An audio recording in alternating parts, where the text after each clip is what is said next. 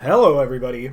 Welcome back to the We Like Dota League to 2024 season, and we are into the playoffs. We are well into your playoffs. This is the last of our crown bracket, upper bracket quarterfinals. It's a matchup between MUDBOYS and Savoury Characters, your number 3 seeds. As these teams both finished group stage with a 5-5 record, and they split their head-to-head 1-1. Means they are both your number 3 seeds, and with the way that the bracket's set up, that means they play each other in the first round for maximum excitement. We are into the draft already. Savoury Characters won the coin flip, took last pick. MUDBOYS took Radiant, I think. I only saw it briefly before things started, but I'm pretty sure that's how it went.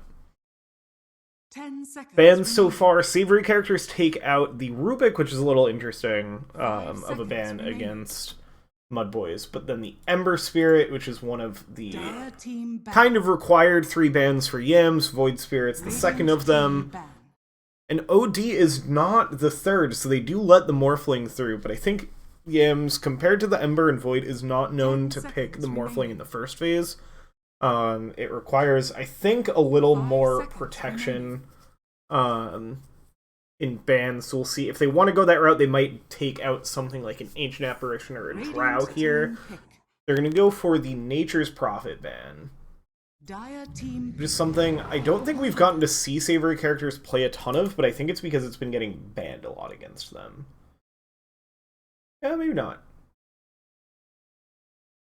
They played it once last year, but that would have been as a core, which it is pretty firmly not anymore. 10 seconds remaining. Filter this down to 5 seconds this remaining. league to make sure I'm looking at the most up-to-date stuff. I believe in my own scouting, and they themselves have banned Nature's Prophet quite a few times.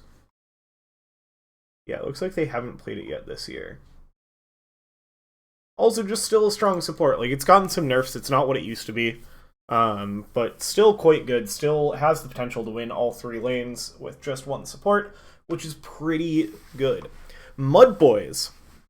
I've talked way too much about the bans. They first pick a Lina, which is kind of stealing my own draft strat. Well, my team's own draft strats. Don't know that is exactly what they're going with, but this is what we did in both of our games against Savoury Characters, and it worked out. We won both of those games. Radiant team battle. Lina is one of Aisha's better heroes out of the mid lane, and we were worried that they would be willing to first phase it, and we were kind of low on bans, so we used it as an additional ban, picking it for ourselves because we were confident in it. And seems like MUDBOYS like that idea. They are known for picking a Yams hero early. Lina, not always a Yams hero, or like not the one of the top 3 Yams heroes, but surely we've seen a Lina game from Yams. Maybe not this year, but maybe last year. Yeah, Lina gets banned a decent amount against them, so I think that is one of Yam's more played heroes. I should open up my own draft strats, because I play in this division, and I know these teams pretty well. Yeah, Lina is Yam's 4th most played hero after the big 3. So that's the direction MUDBOYS choose to go. Savoury Characters, they take the Squirrel. Hoodwink also saw some nerfs both in... I think her abilities didn't get too hit, but the Mage Slayer nerf is pretty big for her. Still a very good position for her, though, and still one of Benji's signature heroes. So not something we're pretty used to seeing them pick up in the first phase. Razor Dragon Knight bans for MUDBOYS going after 4 beats. And Luna the ban by Savoury Characters. Normally you might think the Razor Dragon Knight are offlane bans, but we've seen Savoury Characters play these in the carry role quite a bit. I mean, Dragon Knight's been more of a carry lately. And Razor can play and both of these heroes can play in any position. Savoury I wouldn't expect to see them play it in mid, because it's not really an Aisha style hero. I'm sure she could bust it out. Also worth noting, this is a bit of a late start for the series. It was meant to start at the top of the hour at 8 Eastern. But daylight savings is in that part of the year where it's not the same for everybody around the world. And Savoury character is also known for having players in 3 different continents. So there was some confusion there. It got sorted out, but it did result in them needing to bring in a I'm blanking on the word. Backup, I guess is the best word. Stand-in's the word I'm looking for. There it is. Wow. Stand-in for their position 5 Owl. They've got the Jortsasaur subbing in.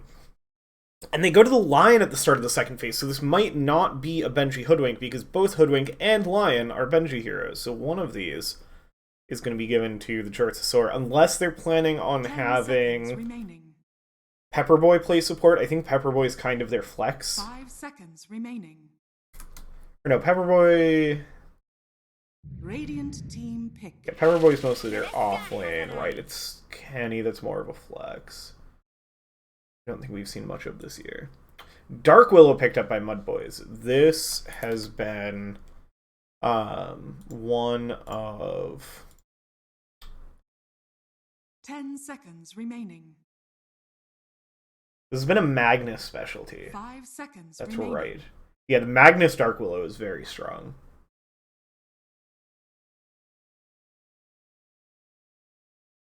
The line, a little bit of a block pick for Ziggy G's 4 pool as well, it looks like.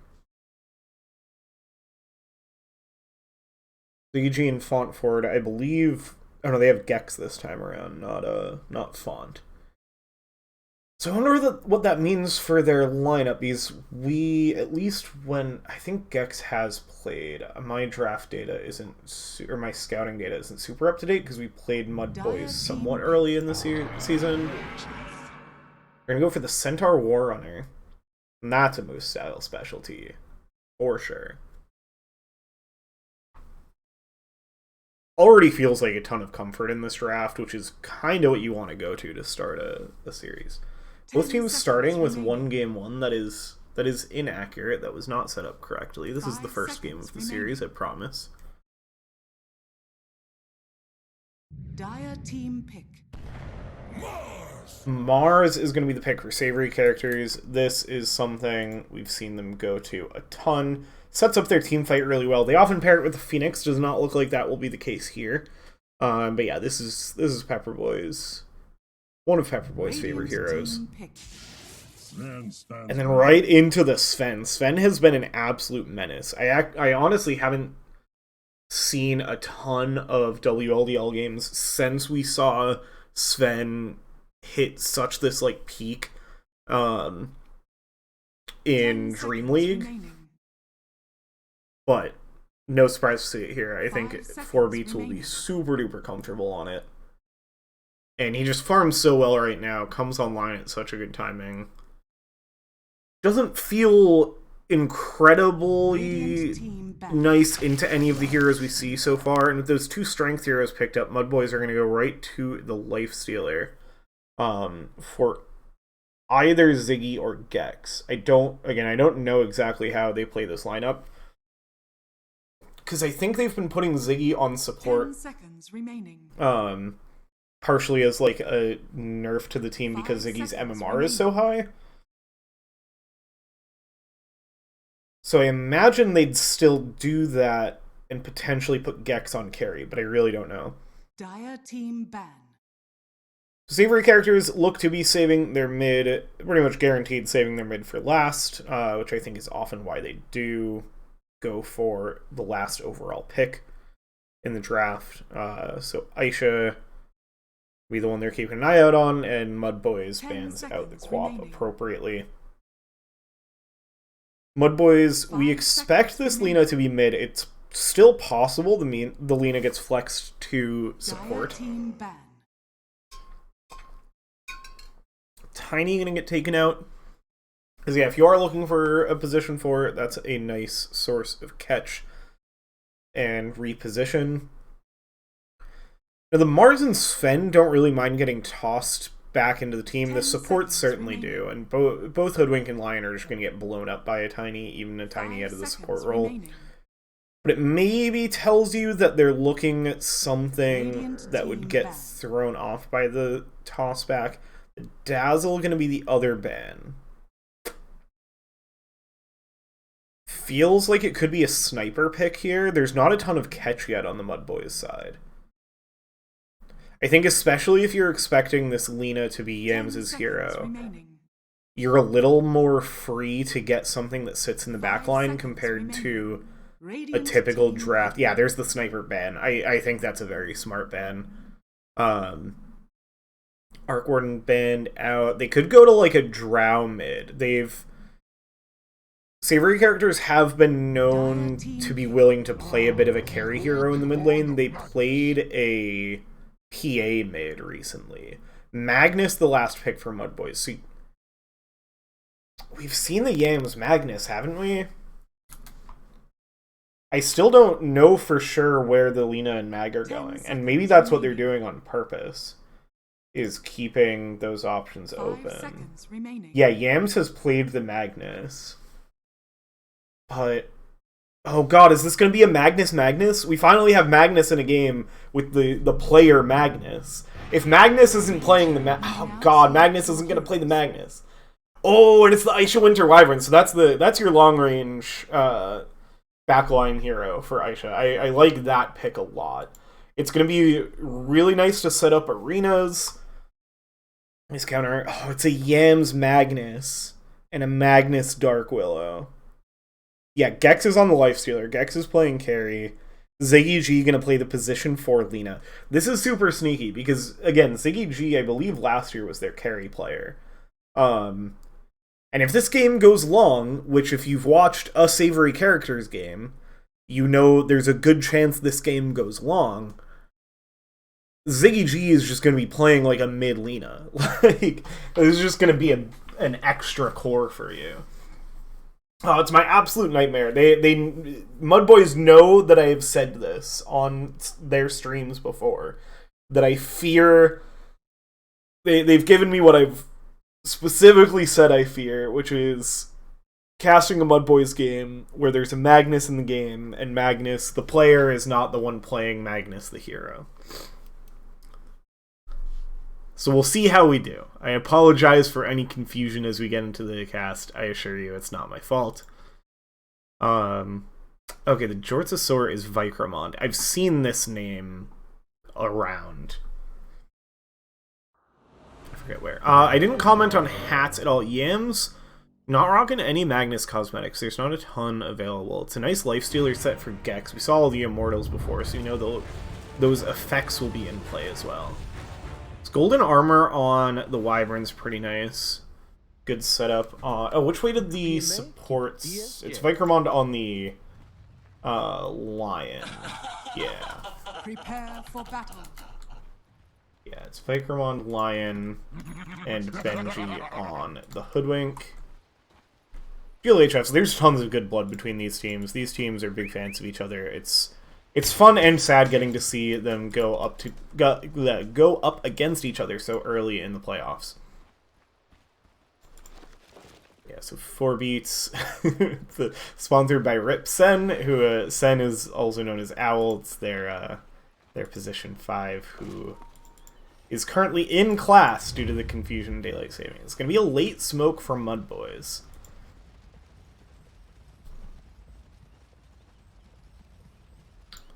I didn't switch minimap for you. Apologies. I've been doing that lately for casts, so people don't yell at me. You also have not had my voice in. Is that a tip? No, because it would show up. I don't know what the whoops was.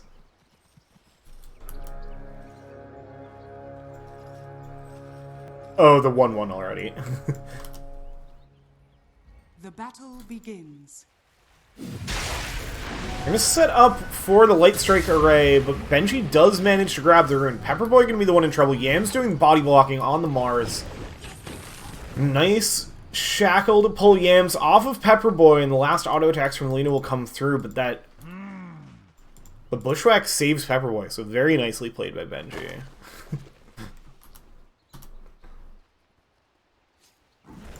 This is go Pits Girl. There's going to be plenty of high fives between these two. It feels like a bit of tradition. Aisha, already with one deny. But on a... no, it wasn't even on a ward. Runes get split. Ziggy G walking up the top lane where you've got Vikermond and Beats. Up against Moose Style and Ziggy.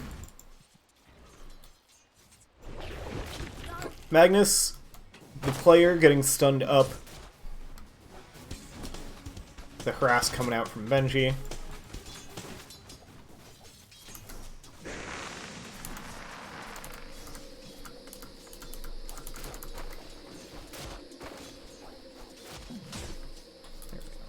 See how much that helps the frame rate for us today. You talking to me? How do we expect these lanes to go? Lina is a very strong laner as a core. We'll see how Ziggy G plays it in the support role. I think it'll be pretty annoying. She outranges the Lion. We've been seeing for Vikermond already. Stun. Oh, but it gets denied. Beats is so quick on the "We Don't Care" voice line from MLP. It is unreasonable. There's the first blood. We miss it as is tradition. Moose Style picks it up on the line. Let's look at that death summary before they respawn. It's a Light Strike Array into a Hoof Stomp. That is always going to kill a Lion. They come on right back in with the Earth Spike, though. Denied.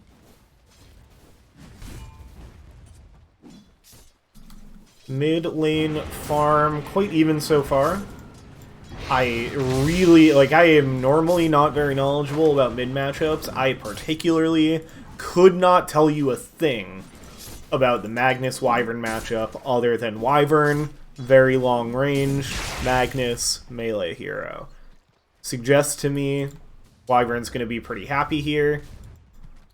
But we'll see if Magnus... I mean, Bracers are in right now. I'm guessing this is... oh no, it's the bottle on the way. But Bracers, they're going to help a decent amount to tank up against all of the harass that's going to come out from Aisha and the Wyvern here.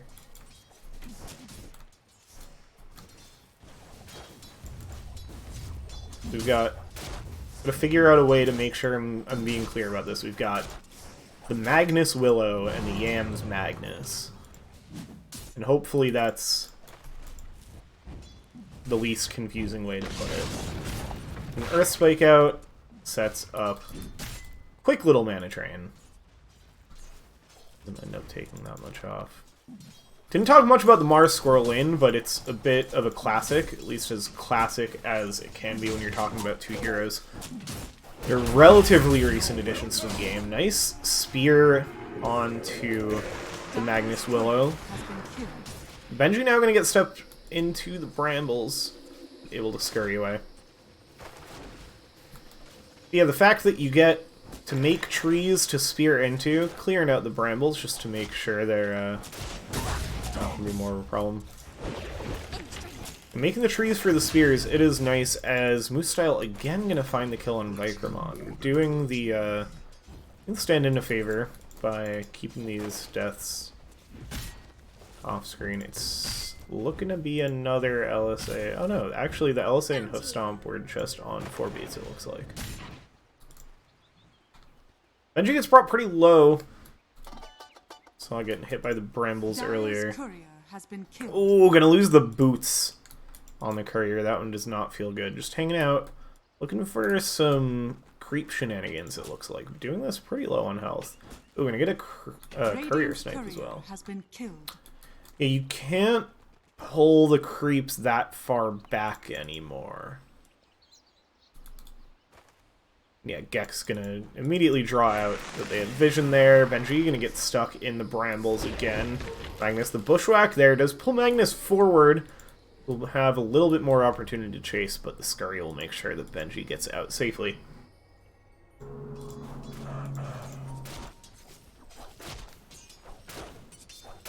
Should also mention I might not be covering this whole series. It depends how long the games go. Especially because we started a little later than originally planned. But we'll play it by ear. We'll see how we're feeling. Another stun up into Mana Drain. Hoof Stomp into the LSA. The Dragon Sleeve as well. 4 beats. Just gonna armor up and run away. That war cry. So harass going both ways. Still very even in the mid lane, but the Yams Magnus having a tiny lead over Aisha's Wyvern. Side lane's quite even. 4 beats. The one struggling the most up to this point, but only behind by about a wave. Brambles and Bushwhacks continuing to get traded. The jungle, and here comes Yams with the haste rune, spear out of the tower, or skewer out of the tower, I should say. Pepperboy dances it off as their squirrel friend dies. Yam's gonna make their way right back to the lane. She does get a little bit of a farm advantage there for the moment, but Yam should be able to clean these creeps up under tower pretty easily. It's the flag bearer.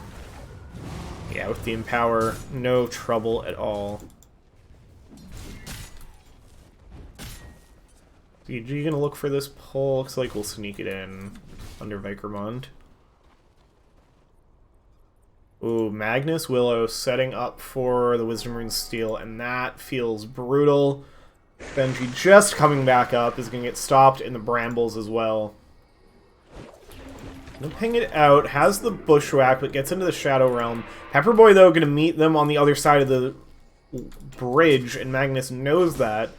Doubles back, is actually putting a decent amount of damage into Benji, who's now gonna get Curse Crowned up. So the Magnus Willow will just have to hang out. Now we'll finally be able to make their way back across the bridge.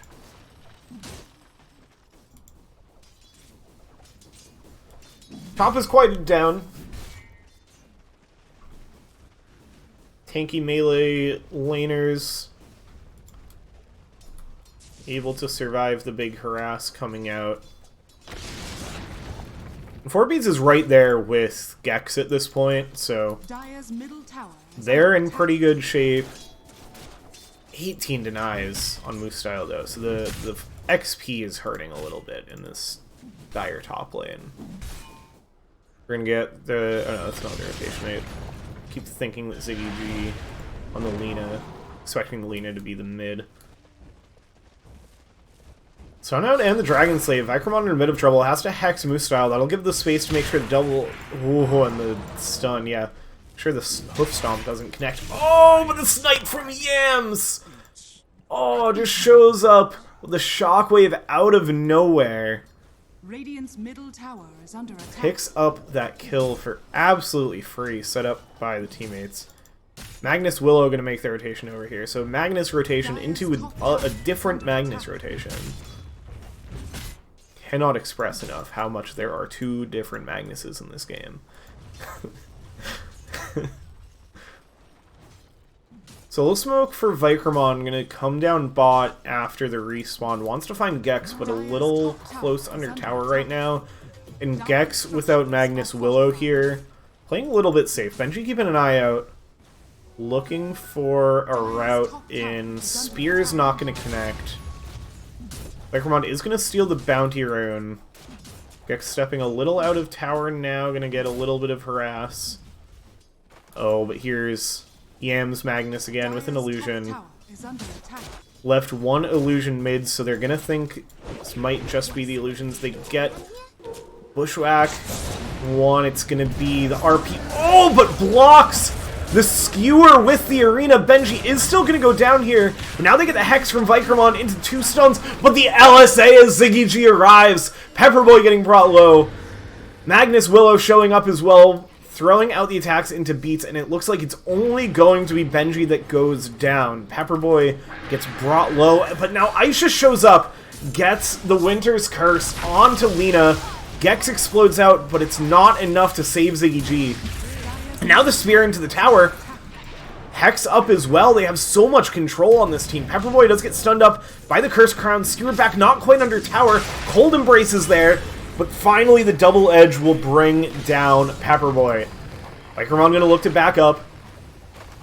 Mana Drain comes out on Moostyle to try to slow them down. It looks like those will be the only kills.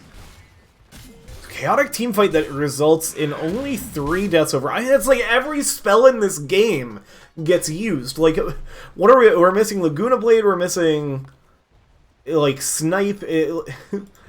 But those are just the spells that we don't have yet. I think the Laguna Blade just came up on the tail end of that fight. Like, it's a 10-minute fight, and it's a 5v5. Oh, I love watching these teams. This league rocks, guys.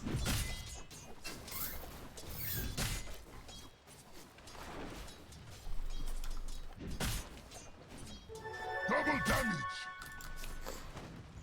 And now we're all just like back into lanes like nothing happened. Like, okay, that was fun. It was a quick little party. Down in the party lane. But now everybody just pretty much back to normal. We're still sitting a few extra heroes in bot for MUDBOYS, which is giving Gex, like, free reign of this area. There's no chance to rotate back here. So Gex is just free farming. We should switch over to our net worth Moostyle. Up at the top. On the Centaur Warrunner and shoving in this tower. Benji hanging out wants to be able to defend this, but hard to do so alone. Chipping away at some of the creeps. These 2 long-range supports with the catapult. Moostyle in front of them. It's really hard to stop this push. I'm going to throw down the fort. But they've already lost their tier 1 tower, so that's not even a free fort. The tower is just going to go down. Beat's getting some camps stacked. Has the Morbid Mask, so pretty happy off in the jungle now. So Yuji and Magnus going to look to take control here. Nice sense by Beats that after the tower went down, they would be moving up here. Benji's going to check up in the area. Magnus Willow still hanging out here. The pings are there. They do see it. It's going to be okay. They spot Pepperboy's courier here. See if they look to make a play around that. Yeah, Benji correctly identifies the vision that they set up. Looks like Vikermon making the way over. We'll get that dewarded. Magnus Willow wants to defend this. Moostyle in the area as well. The Stampede in, and the damage from this Bedlam is massive, and Yams is connecting off the screen with the RP into the double edge. Fear back on Aisha, just getting thrown back and forth, trying to crawl away. Ooh, Winter's Curse to get the space, prevent another double edge, but the skewer and the brambles are there. Killing spree for Yams, 9-1 now for MUDBOYS, taking a strong early lead in game 1. Yams Magnus is stuck in the stunned animation, so just sliding around. I love these visual bugs. Look at him go. Look at this weird elephant rhino thing. Just vibing.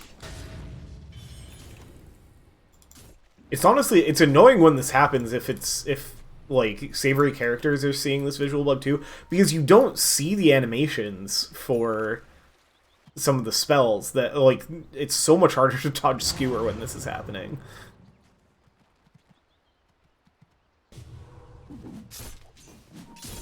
Like, you can't see the auto attacks at all. And the skewer just comes out of nowhere. Meanwhile, though, big fight up top. They are going to get the Cold Embrace for now, and that gets the Bulwark set up for Pepperboy. Moostyle does eventually finish off the Squirrel. Stampede to get Ziggy G out of there as 4beats was looking to finish off that Lina. Oh, Yams is going to find Vikermon here. They do have the Earth Spike over the Shield Rune in the bottle. Hex up drains the mana as well. High five offered by Yams. Vikermon's going to take that as the cue to back away.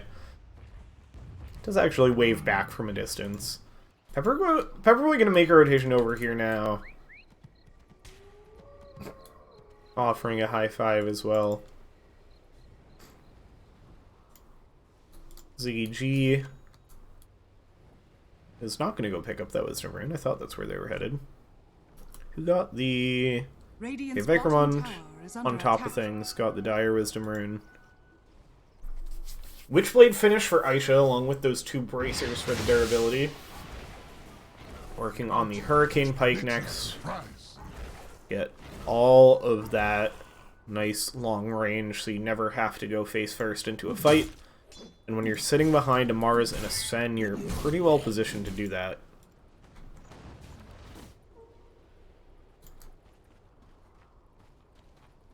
Magnus Willow pinging out suspicions of vision over here after that last fight. Close. Actually have a sentry on this, but the obs was placed more recent, it would seem. Yeah. I can feel the power run through me.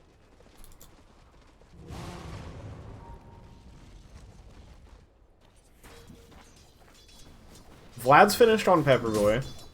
Blink BKB. Yeah, how are these blink timings looking for the offlaners? Moostyle actually forgoing the blink for now. Has the veil that we often see on the centaurs. Just the phase boots and stampede for the initiation. Quack out on Yams. Quite gonna connect with the Splinter Blast. Still gonna get stunned up by Vikrmund. A lot of MUDBOYS sitting in this area. So Ward doing a decent amount of work to make sure that they can safely take a fight up this high ground.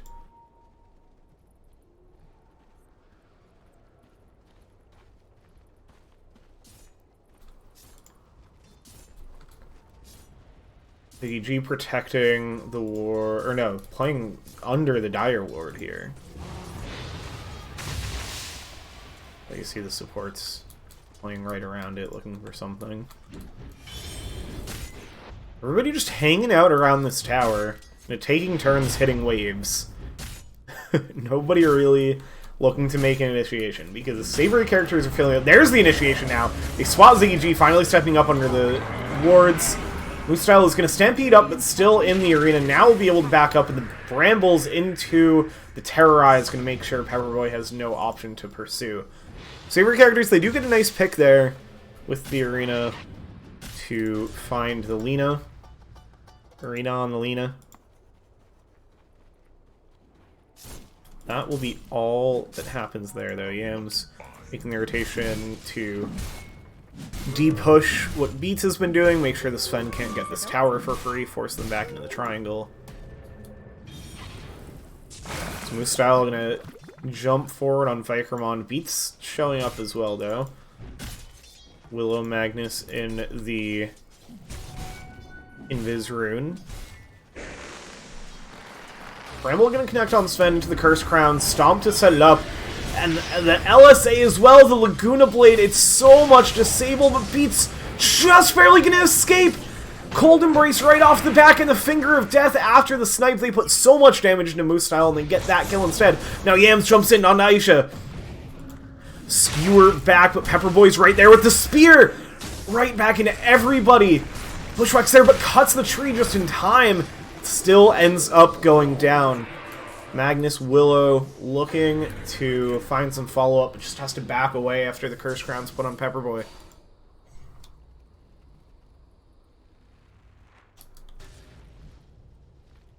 Savoury characters, they are, I mean, they find 2 there, and 2 big kills, 2 core kills. Like, that's a massive fight for them, which started on an initiation by MUDBOYS. So they are... That looked like Savoury characters' high ground without it actually being on the high ground. That was just around their tier 2s. They know a thing or two about counter-engage. So yeah, now it's Blink Daggers both up on both offlaners, which we got to see in that last fight. Benji getting some pressure on this tower, but there's a Blink Dagger on Yams as well. Gonna get the skewer onto Benji. Ziggy looking for the LSA, but the squirrel's a little too fast running through the trees. And they will not be able to find it. 20-minute mark, Tormentors spawning. Wisdom runes will be up in a minute. See if any of these teams prioritize going for those. Yeah, no, I think we can normally see Agnum Shards on the screen. No Agnum Shards yet, as far as I can see. Smoke up by Savoury. And they spot Moose Style on this ward. I'll look to make a rotation over here, but MUDBOYS, they're playing pretty close together. Oh, Ziggy G is going to be found. Yeah, Ziggy G is just going to get brought down. Plenty of things into it. Stampede not going to be enough. Bramble should discourage any further chase and chance of engagement. Savoury characters, they'll take that. Net worth brought down to 1k, 4 beats up at the top of the charts now. Through all of these fights, this Sven has been quietly farming up quite a bit. Has the Echo Saber. Is this a BKB on the way? That's a BKB on the way. This is a big timing for Savoury all of a sudden. They're going to look to push in this tower. Big rotations over. Nice dodge of the stomp by Aisha.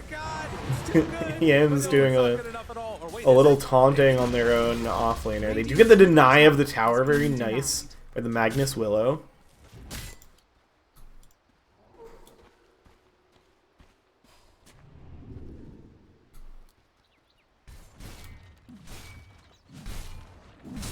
Yeah, beats. They are going to see the BKB on the creep wave here. Radiant's bottom tower is under attack. Yeah, this is going to be 2 quick tier 1 towers here. Radiant's bottom tower has fallen. Yam's working on that harpoon. Really nice control option for the Magnus. I feel like that's been a decent chunk of what's made core Magnus feel good lately, is this harpoon build. It's like MUDBOYS. The rest of them will set up around their Tormentor. Ziggy G's got to be pretty careful. There's a good amount of damage coming out, but we'll be okay. From the Bedlam, and that goes the way of Magnus. The Willow Magnus, the Magnus Willow, not the Yams Magnus. Savoury characters looking to get some pressure on this tower. They're going to see that skewer from Yam, so Aisha's kind of scouting in this area. They have control of the Watcher. Ziggy G and Magnus Willow going to make their way over here, and they're going to smoke up. Ooh, Pepper Boy has to be a little careful here, because the rest of Savoury characters is backing up, and MUDBOY's there on the hunt. Ooh, blinks away. But still farming up the camp. Moose-style smoke is going to break. Oh, but the spear! I think that was just to finish off the creep, but it connects. But now Yams blinks in, has the skewer into the LSA, and there is... When MUDBOYS, with this draft, finds a hero, that hero is dead. Like, I don't care who you are. If you're 4 beats on this Sven, and you get off your BKB, that's like the one hero that can survive. Because otherwise, it's Skewer, it's Hoof Stomp, it's Light Strike Array, it's Brambles, it's Cursed Crown. There is so much chain control. And here comes Yams with another blink, gets the Winter's Curse, and that actually interrupts and does a good amount of damage to Yams with Lifestealer coming out. They get the Sharpshooter from the Squirrel, and the Finger of Death, they finish off Yams. It will be a trade of the mid laners as Moose-style finishes off what Yams started. And the control is there on Vikromont as well, so they finish off the Lions. They do get 2 kills for 1, but they certainly were not expecting to lose Yams there. Very nice job from Aisha. Even on the ping from Australia, getting that Winter's Curse off at the perfect time.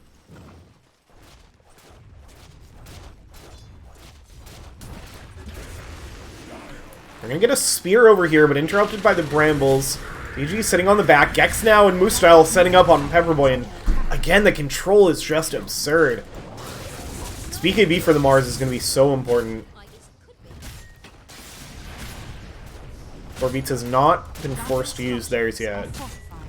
So Gex now toe-to-toe with the Lifestealer. MUDBOYS back in the net worth lead off of that fight. Because they end up getting... No, it doesn't show the whole thing. Essentially ended up getting 3 for 1 there. Bluestyle's taking a ton of damage from Aisha, who's finished the Aghanim Scepter on the Wyvern. So, can have this Arctic burn up practically permanently. I mean, it drains a good amount of mana I'm not opposed to taking the occasion when you have it toggled on.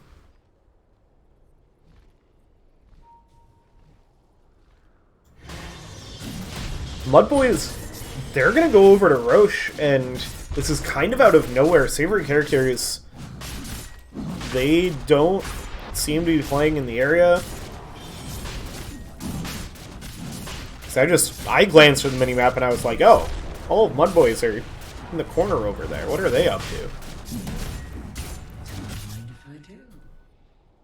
Because it was kind of after everybody on Savoury respawned. So yeah, they finished off the Roche. Gex gonna have a second life for a while now. This game still feels super duper close. MUDBOYS, even without the Aegis, having a bit of a lead. But this game is all execution. Like, it's really just like, who's getting the jump on who has the control, who has the saves. Oh, Yam's gonna blink forward into 3, immediately speared in the tower. They have the arena, no chance to escape, forced to use the RP, but just gonna go down. Not at all expecting to find Savoury characters there. It's even a damage amp on Sven, so this guy's putting out a ton of damage. They want to get some more use out of this God Strength damage amp timing. And it's gonna be the tier 2 tower, so even into the Aegis, MUDBOYS, they do still want to contest this, but the Yules into the LSA not quite in time. The Cold Embrace is there, and then they stun up. They stop Beats from being able to connect more, but that does not matter when you have damage coming out from your mid as well. So ZiggyG goes down. Savoury characters, are they going to push high ground into an Aegis here? No.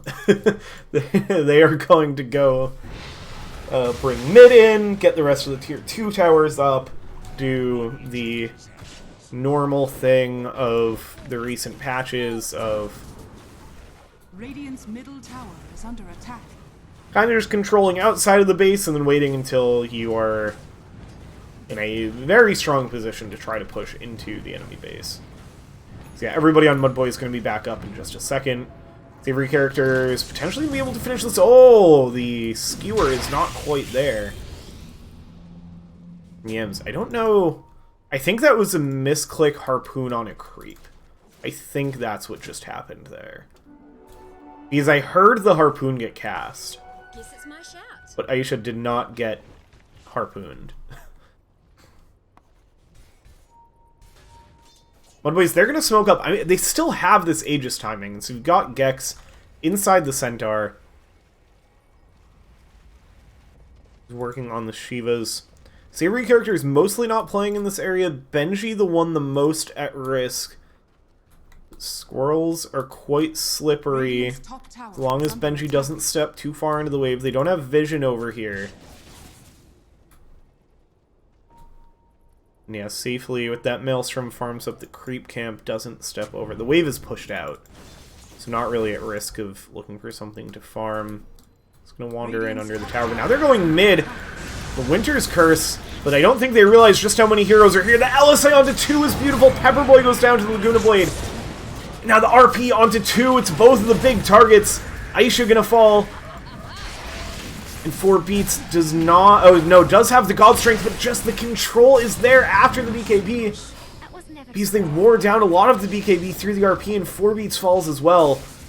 So right at the tail end of that smoke, they find 3 kills. They trade Moose Style for it. They're going to threaten this tier 2 tower. Dire's middle tower has fallen. Yeah, they bring that tower down. Yam's sitting low, but Dire's middle with tower Sven, with all 3 cores dead, not much of a threat. And Gex is right up into the high ground, no fear at all, but he's still a minute and a half on this Aegis.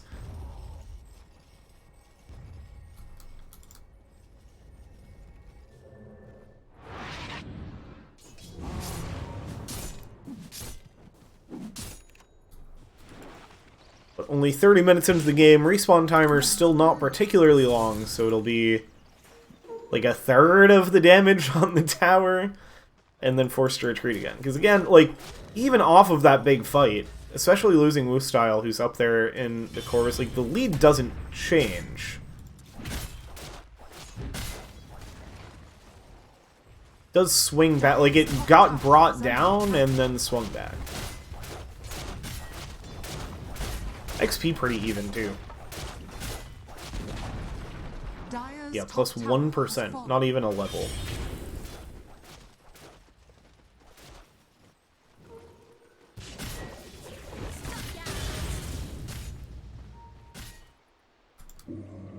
See, what have we not talked about? We haven't talked about this Lion's Blink Dagger.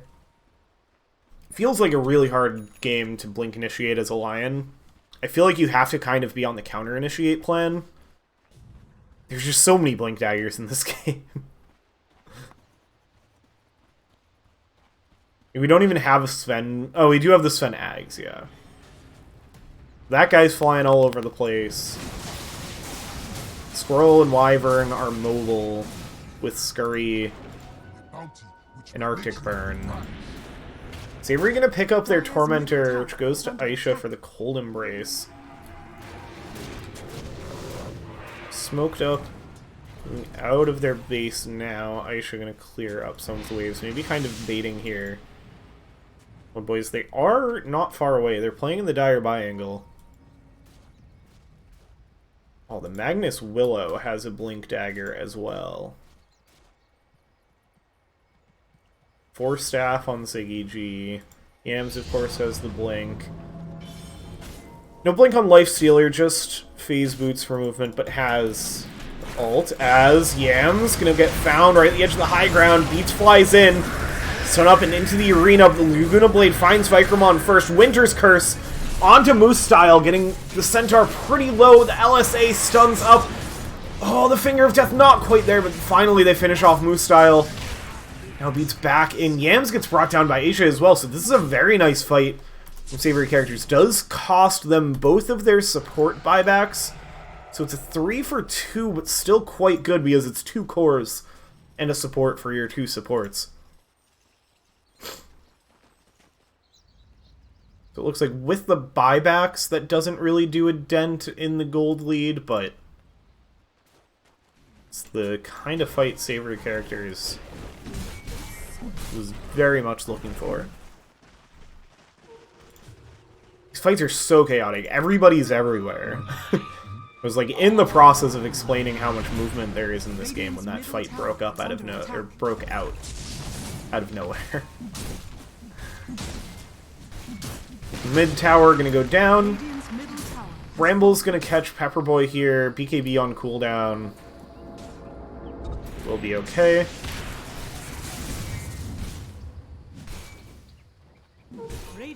Beats working on just the straight crit.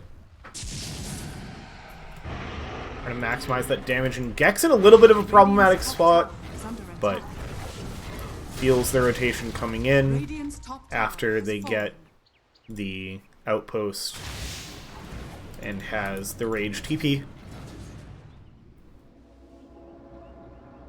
I must have them all.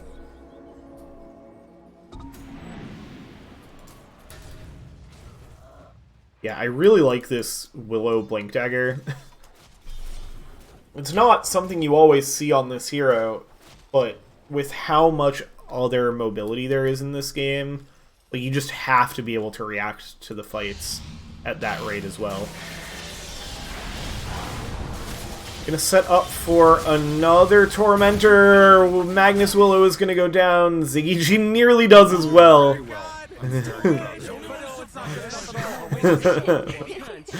Voice lines from everybody as is appropriate, as they nearly lose 2 just to get some slow and damage on, or slow and strength on Double Edge. These stacks are quite nice for beefing up the Centaur.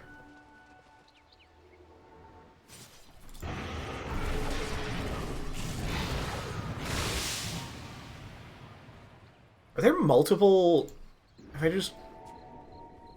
Okay, no, I have just seen it on Aisha. I thought I was seeing multiple backpack light collectors, and I was like, what is the meta I'm missing here?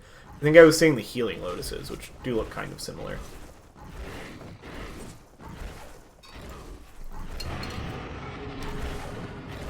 Yeah, Psychic Headband feels quite good for the Wyvern. Like, it is a universal hero, but it's obviously working with a ton of int, and that percentage int gain is real nice. Just the base damage is kind of insane. Before you even start factoring in the Witchblade, the Arctic Burn, this hero hits. Gleipnir is finished for Benji. Yeah, I think this is the more common score. Hey, sitting on 2k gold, too. Probably just gonna grab a Blink Dagger. Yam's gonna come through the Twin Gate right on top of the Savoury character's ward. Playing around the smoke is gonna break. Meanwhile, in the back line, Gex pops out into the arena. Moose-style there as well. Savoury characters, they're gonna be able to fully turn in before the rest of MUDBOYS can connect here. Beats is taking a ton of damage, but the curse is going to give them the space to get out. Aisha doing both the core and support Wyvern here, saving Beats. Yams jumps in, but isn't really finding much. The LSA onto Pepperboy now, though, into the Laguna Blade, but now Beats is in on top of the Lina. Oh, but now gets brought back by the Skewer, trying to chew through Yams, but gets brought down. So it ends up being 2 for 3. MUDBOYS somehow, they come out ahead in that fight. It really felt like Savoury characters had that one at some point, but again, it's like all of the self-reposition, and then there's a Magnus. And a Mars. Like, the Magnus and the Mars both are repositioning the enemies. It's just like, how do you possibly make heads or tails of these team fights when you're, like, actively in them? Like, it's one thing for me as somebody watching it being like, what the hell is going on? And you're in the middle of it, and you're like, okay, I'm gonna jump into here, and oh, now I got dragged over here, and then this is happening. You've got, like, the Terrorize as well. This Pepperboy responds to the Roche Roar. Savoury, without their Sven, not going to have an opportunity to contest this Roche, so it is going to go right back into the hands of MUDBOYS. Another Aegis of the Immortal for Gex. Cheese for Yams. Lincoln Sphere finished on the Magnus. It's pretty good in this game. You've got Winter's Curse, you've got everything Lion does, you've got Sven, who has the Daedalus finished. So Sven hits like a truck now.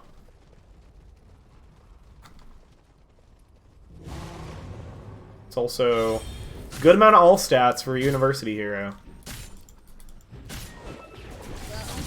Yam's gonna go right into the high ground. Skewer back on Benji. Squirrel does not stand a chance and will not have buyback for another couple minutes. So now, 5v4 beats the brutal tip of the teammate.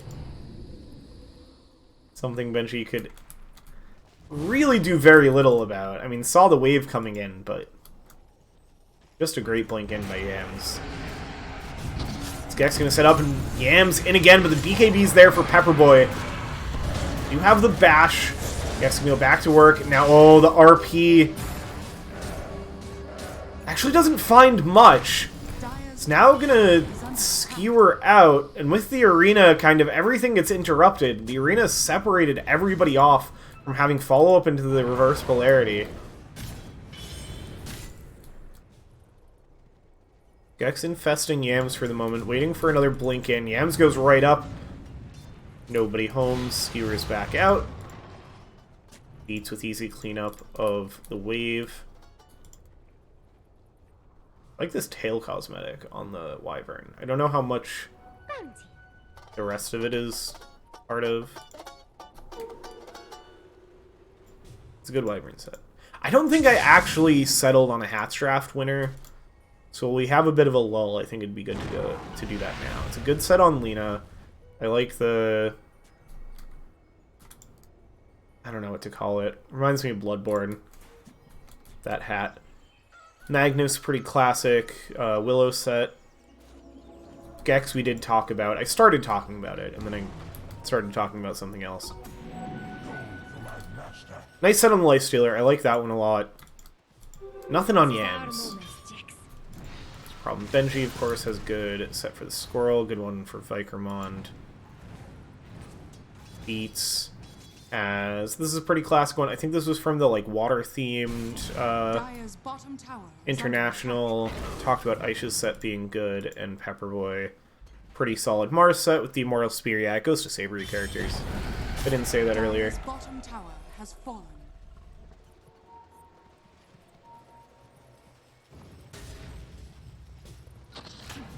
Yams blink forward again. Oh, but the blink away from Pepperboy because Yams only using the harpoon, which does not deal damage. So the blink was available and got it off before the skewer connected. I feel like the correct spot to watch is like here where there's no heroes, because if a savoury hero steps up and Yams blinks forward, like that's where things are going to start. But meanwhile, it's Vikermon looking to get some vision up, but MUDBOYS had backed off into the area. Now the Gleipnir and the arena, there's tons of AoE control, and Beats is in with the damage, but they get the BKs off, they get the disengage with the RP. Yams skewers away. Moostyle is going to get finished off. Magnus going to go down as well. Yams Magnus able to survive. Gex playing still in the area had backed off a bit, so their Aegis carrier was not with them, and 3 go down. Savoury characters, they get a great counter initiate. Off of Vikermon going down, pops the Lincolns, gets the stun into the Finger of Death. Beats connects and finds the kill. That's a big one, so it's only Gex with the Aegis left alive. And they tip Vikermon, who set up that fight with the death, and then immediately like set up the kill on Yams as well. Like this stand-in line is looking good for them. Initiation is there. As now it's savoury characters striking first on the high ground. 42 minutes. It's not ultra late game, but this is said to be their timing, and they're going to check buybacks. They're just going to start hitting tier 4s. Now, this is a little scary because everybody else is back up, and Yams is going to buy back. They're going to look to disengage, but the control's already there for Pepperboy. Aisha trying to escape, but can get skewered back. Pepperboy's blown up, and Ziggy G finds the Laguna Blade. Benji going to get caught on the back line as well. LSA is there from the Yules, so that's immediately 3 dead. They do still all have their buybacks available. And was that the Aegis? That was the Aegis expiring. It was not the Aegis claimed by... It was the Aegis reclaimed. Not used on Gex. As far as I can tell, anyway.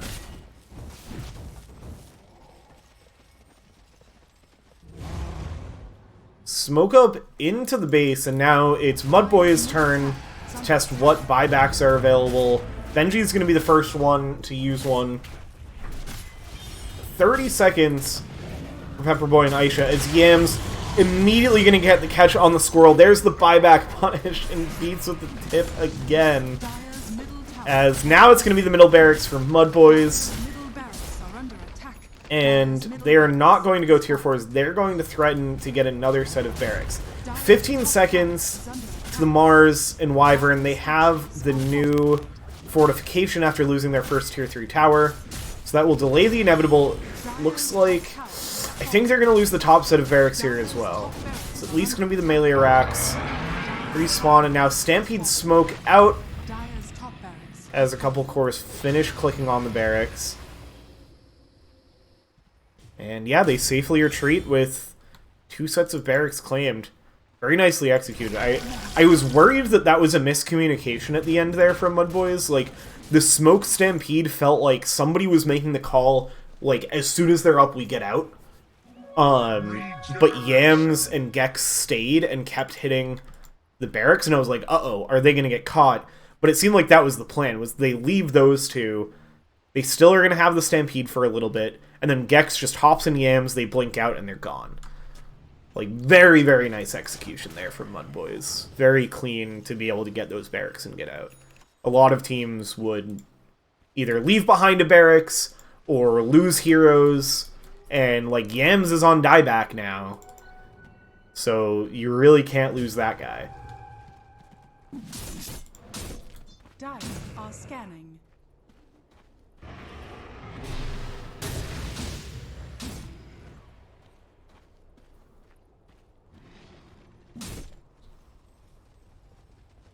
And the more I think about it, I mentioned it a bit with the Lina, but Dark Willow as well, they both have E-Blades. Because they're both heroes that like an Aether Lens anyway, and then there's a Sven in the game, so you want a Ghost Scepter for that. Wyvern, I mean, like, it's a little scary to be ethereal into a Wyvern, but she is relying on right-clicks, and so if she can't right-click you, then there you go. Saves you from God's Rebuke as well. It's a good E-Blade game. And we'll see really big nukes with E-Blade into Laguna, I am sure. Probably already have.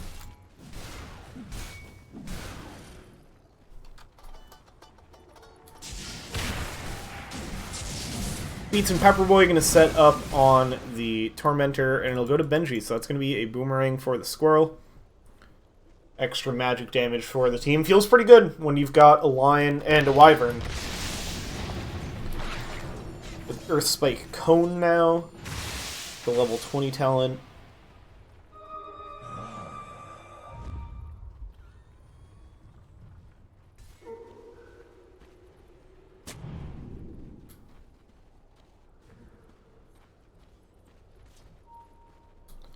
Smoke up from Savoury. Where do they look? Pepperboy gonna kind of disguise the smoke here, hitting the wave, and that looks to be doing pretty well. Ooh, Yams blinks away. Vikromon gonna see those creeps dead. Aisha gonna break onto Yams, skewer away. BKB is there. So the Gleipnir not gonna be able to stop Yams from walking away from this. ZG playing in the area as well. Yules to set up the LSA, and here comes the Stampede in, but it's blocked off by the arena. Stun up on Gex. Immediately has to find a target to infest. Where did they even go? Vikromon gonna get brought down. Magnus Willow backing away, has the Glimmer Cape. Pepperboy in the BKB. Meanwhile, the Curse was out on Yams, but able to back away. Now gets Gleipnired up, caught in the Roche Pit, and they find Yams. That's 2 minutes without the Yams Magnus. Ziggy G trying to get some more damage in, but gets brought down by Benji as well. Gex just going to go for the Rage TP. They do not have an interrupt for it. But now, here comes the push from Savoury. Still have to get this Tier 2 tower. And they know that they have a chance with Yams on the ground. Moostyle steps back up. It's immediately just hit with the Stormhammer. Slowed up. Gex infesting, though. MUDBOYS, they maybe still want to fight this. They have ZEG's buyback available, and Vikromon, they know theirs is on cooldown. It looks like they'll back away from now, just using the horse as a vehicle, which feels sad without us getting the Ags.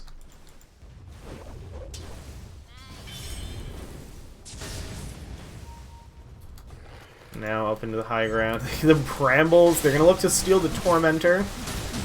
Still a minute with no Yams Magnus. But do they have the tools to go high ground? Lino's going to be respawning. We'll have to wait for their Lion. So they're going to back up. They want Roche, and it has respawned. It's the third Roche, so there's a free Ags on the line if they can get it in the next minute. With beats, if they commit the God Strength, which is exactly what they'll do. Should be able to finish this off quite quickly. Scan is out. So MUDBOYS aware of this, but with 30 seconds without Yams, Savoury characters should have this third Roche secured. Yeah, no chance to contest. They bring it down quickly. Who gets this Aghanims? Is the question I have. It's currently in the inventory of Pepperboy. Where... Okay, no, there it is. So that's going to be the soldiers. No, it goes back in the backpack. I haven't seen that Ags in so long. This was the old Amar build, well before the current absurd Amar Revenant's Brooch Divine Rapiers build. So that's still getting hung on to. I mean, the decoy is nice, but it's not amazing. Aisha, obviously, like, your other cores have had theirs for a while, so are you just giving it to Lion? They're just giving it to Lion. I don't dislike it. It's a lot of damage. I think it feels more impactful than the Mars or Hoodwink taking it. Savoury characters, they're back into their base now, even with this Aegis. I mean, they are down 4k, this lead, again, like, the biggest lead we've had this game... Okay, I guess this was like 14k gold lead. So yeah, MUDBOYS have had some good leads. But we're back to where it was for most of this game. We're back to 4 or 5k range. And before, when it was that difference, it looked like an even game. So I think now at this stage, 51 minutes into the game, feels... Unseen, not obscured. Just as, if not even more even. Savoury. Now they're going to smoke out. They don't have 4 beats with them for this smoke. So, depending on how many heroes they run into, if any, it's a little scary. Gonna get some vision control for now. I'd kind of like to see them grouping up and playing as a team here. I mean, I guess it's hard to try to push as Yam's smoked up alone with the ninja gear. He's gonna see Vikramond here. It's not a bad catch to go for, but you don't know what's behind him. Now you're gonna get a sense of what's behind him as you show up in Yams. Yeah, just gonna blink, skewer away. Wants nothing to do with how many Savoury characters are in the area.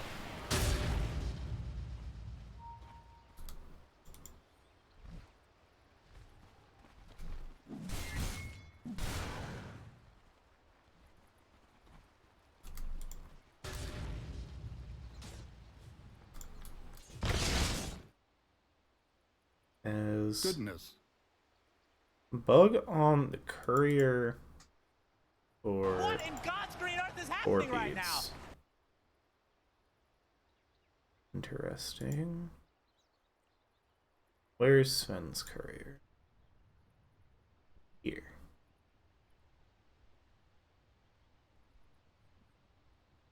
Stuff's in the stash. So what's the plan?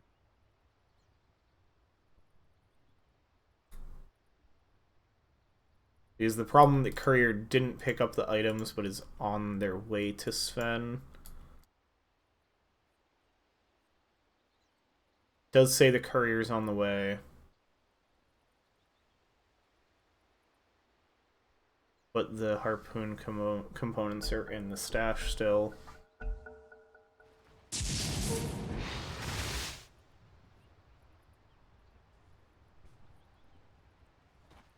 Interesting.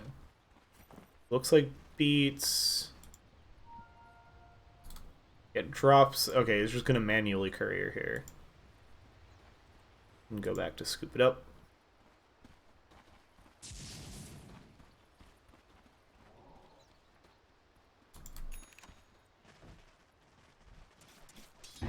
Parasma finished on Wyvern, as well as Boots of Travel and Blink. I feel like I've not looked at Aisha's items in a while.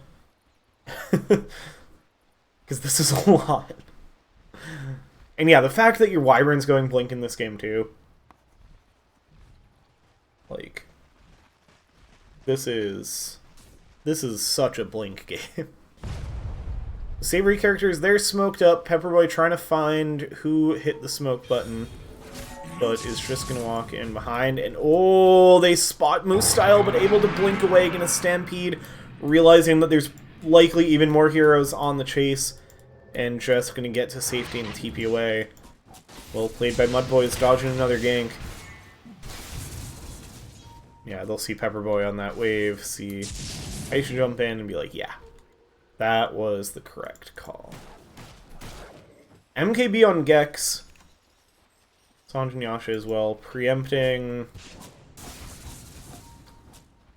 What is that MKB for? Are you expecting a butterfly on Sven? So you didn't get one. I mean, there's evasion on the squirrel, certainly, but I don't think that's really Gex's problem. Feels like a weird MKB. Does have the Ags already synthed that even, and Gex is just into the base. They're into the base on both sides. E-Blade's out onto Pepperboy, and the disarm from somebody's halberd. Aegis reclaimed. They do manage with Aisha hitting from very far away. ZG is taking so much damage from this Winter's Curse. Supports go back to contest the base. Oh, and Aisha gets skewered into the RP. Gex with the Infest to make sure there's no chance of healing back up. So they catch Wyvern. And they got this tier 3 tower. But this is most likely going to force the buyback from Aisha.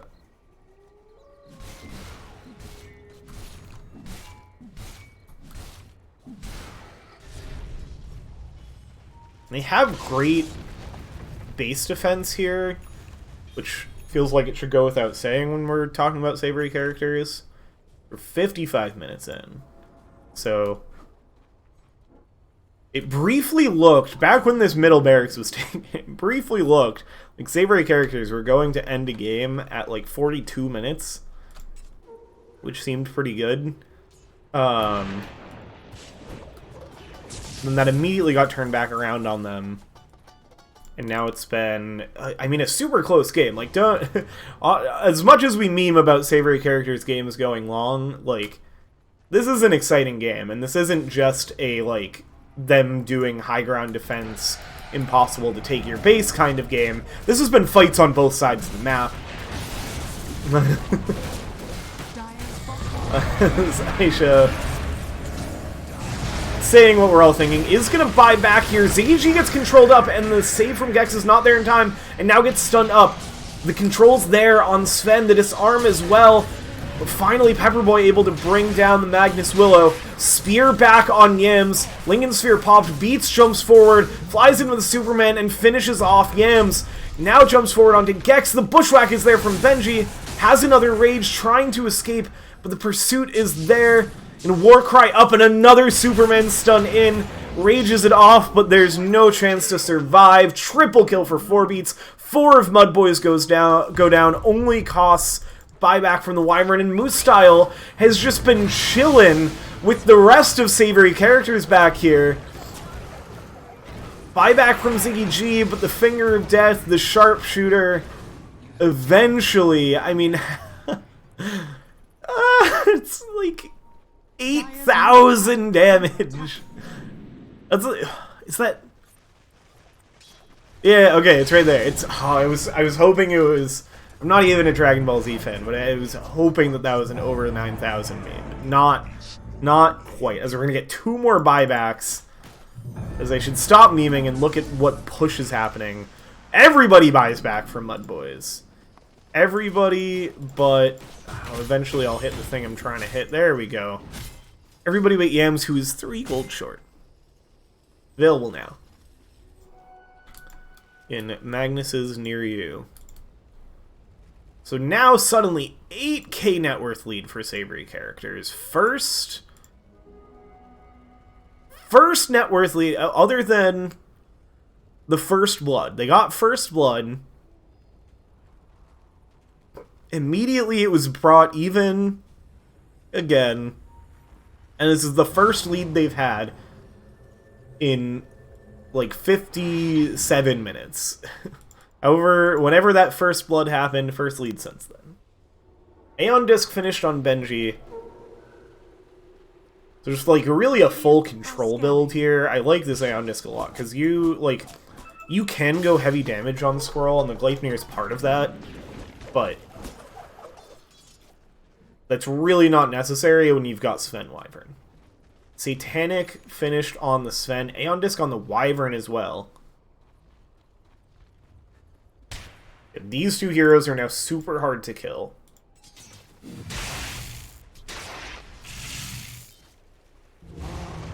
So we go to 59 minutes, 1 minute away from tier 5 items. They are certainly inevitable at this point, unless something absolutely bonkers happens in the next minute.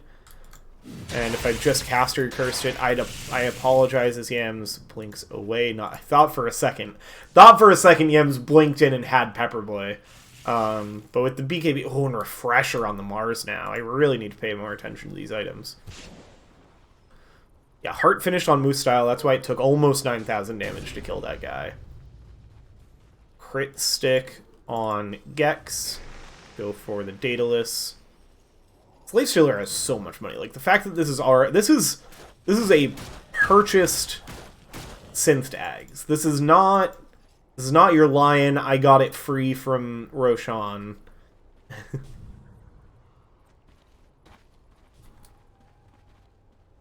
That is, like, this guy is actually that slotted.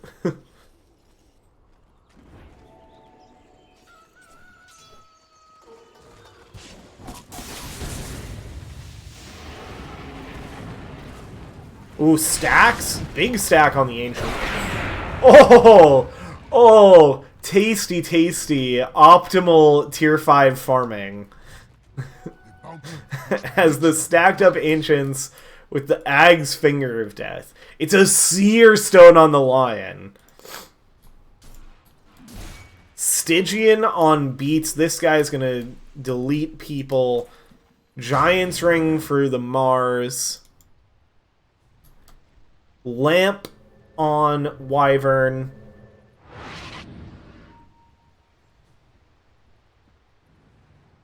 What else we got? Pirate's Hat on Hoodwink, so forget what I said earlier. Yeah, Crit Stick. Remember when I was like, oh, Ben just go in the control build, like Aeon Disc, because you're not worried about your damage getting out. Yeah, no, just kidding. Wind Waker finished on Lina, and Book of Shadows for the save. That's pretty big into the Sven, because you can also throw that on the Sven, help wear out that, does it work into BKB? I want to say it works into BKB. Book of Shadows on Dark Willow as well, both supports. Giant's Ring on Gex. It kind of just looks like Primal Beast now, at this size. As Smoke on Savory characters, Pepperboy walking right in, Yams blinks into the Creep Wave. Mirror Shield on that guy. It's gonna get popped. Jules there, but has the BKB. Refresh for the arena. Looking for the Venn diagram, but gets skewered back from the RP. Cursed Crown as this fight is happening in 3 places at once. There's a Giant's Ring on this Centaur as well. Control up. Magnus Willow brought down. Benji buys back. Beach just standing in the middle of 2 cores and shredding Gex. Now into Moose Style as well. This guy has so much health, and it does not matter when you have a Stygian Desolator and a Crit Stick on your Sven. Moose Style getting deleted, still trying to survive Hex to interrupt the TP. Meanwhile, elsewhere, Aisha squaring off with Yams and Ziggy G is getting brought pretty low, but dancing around the high ground now and has the slow, is going to be able to get away from Yams. Now Yams is going to be on the run because Beats is here. The Superman in, survives with the Wind Waker for the moment. Yules again just to try to get out of there. Gets the blink off. Ziggy G going to pay for the crimes as the Book of Shadows for the moment. But welcome back from the Shadow Realm. Have yourself a Finger of Death. Godlike for Beats. 4 heroes dead, all 4 without buyback and savory characters. 62 minutes in, time to hit the tier 4s, time to say goodnight to game number 1. Oh, the Harpoon is there, but the Giant's Ring means able to dodge the Skewer. CM's just trying to find a way to prevent this. Pepperboy gonna say, get back into the fountain. I'm not coming with you. Hex out on the Magnus, and GG is called. Savory characters, in the savoriest of fashions, take a 63-minute game 1 to start off this best of 3. Whoo boy! There were fewer kills combined between the teams than minutes in this game.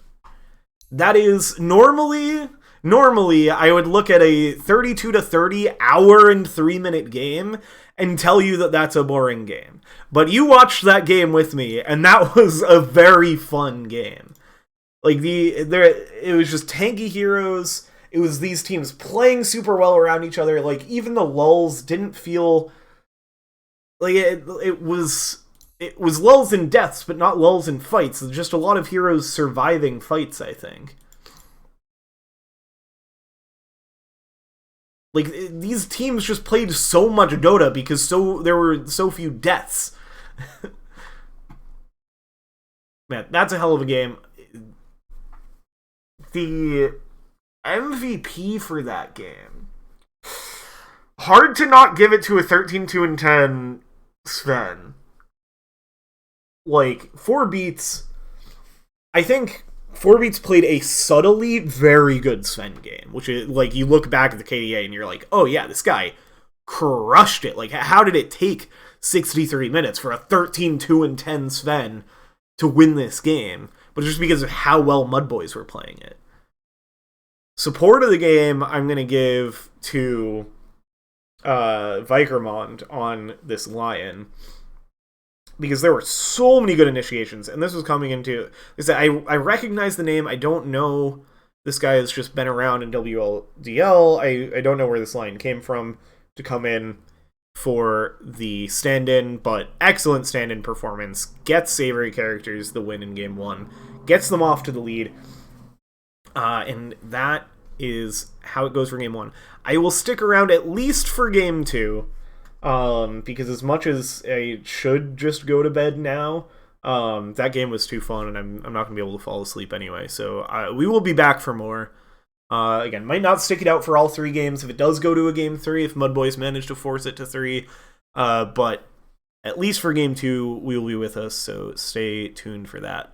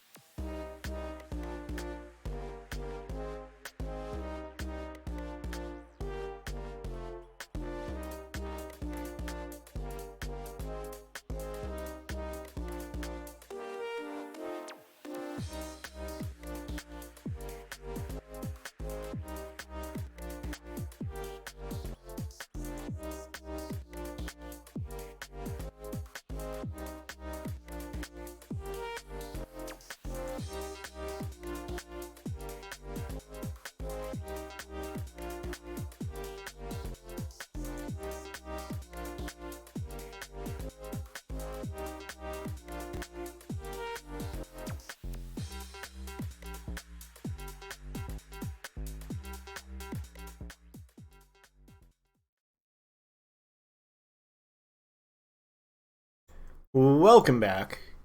We like Dota League 2024 Crown Bracket, Upper Bracket Quarterfinals between MUDBOYS and Savoury characters.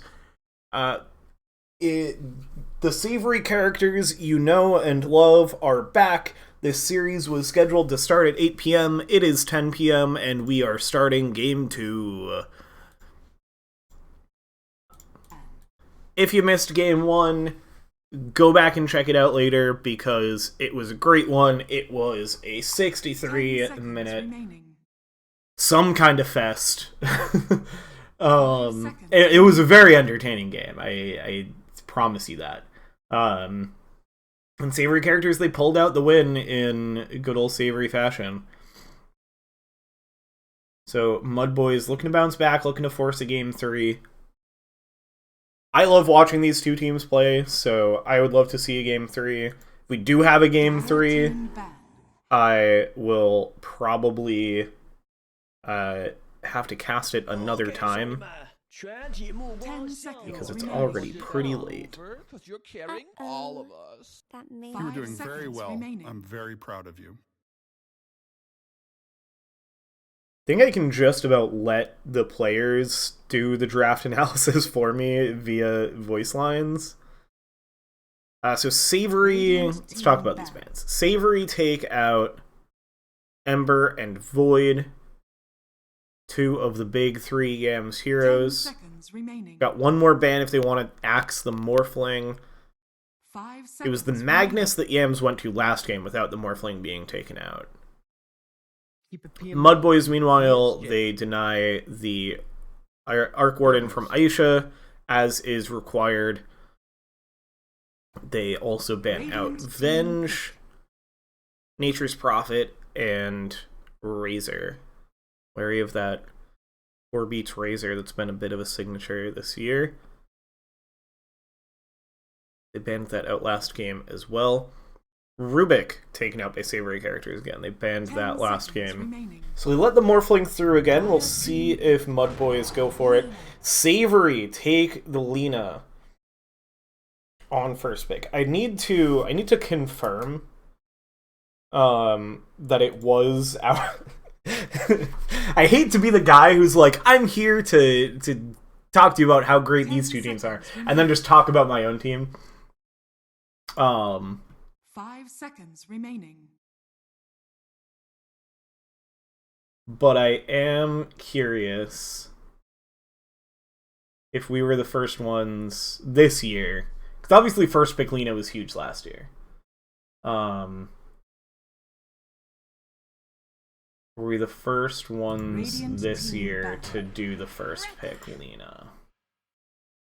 MUDBOYS, they take the... So far this is a reflection of last game's draft.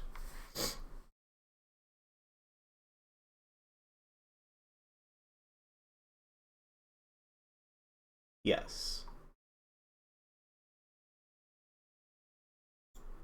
We were in the current meta in WLDL. This is the looming fruit TM first pick Lina strat. And that, unless they like pick AA or something, it's the last I'm talking about my own team. The Savoury characters, they grabbed this first pick Lina because MUDBOYS went for it last game, and it is an Aisha special. You can see they're celebrating. Holy shit, Lina's been released from jail. Because Savoury often prioritizes last pick, 10 seconds that's been the strategy to take Lina from them with first pick. MUDBOYS chose to take last pick this game, so Lina left on the table for them. What else we got for bans? OD and Centaur, so they do not want Moose-Style to have that Centaur back this game. MUDBOYS, I feel like they just slammed the Mars here, because I know Moose-Style plays it well. Yams also plays it well. Goes well with the Hoodwink. Denies it from Pepperboy. I think especially seeing the Centaur band out here, like, just fully... Well, you can't fully reverse the drafts now because the Centaur is banned.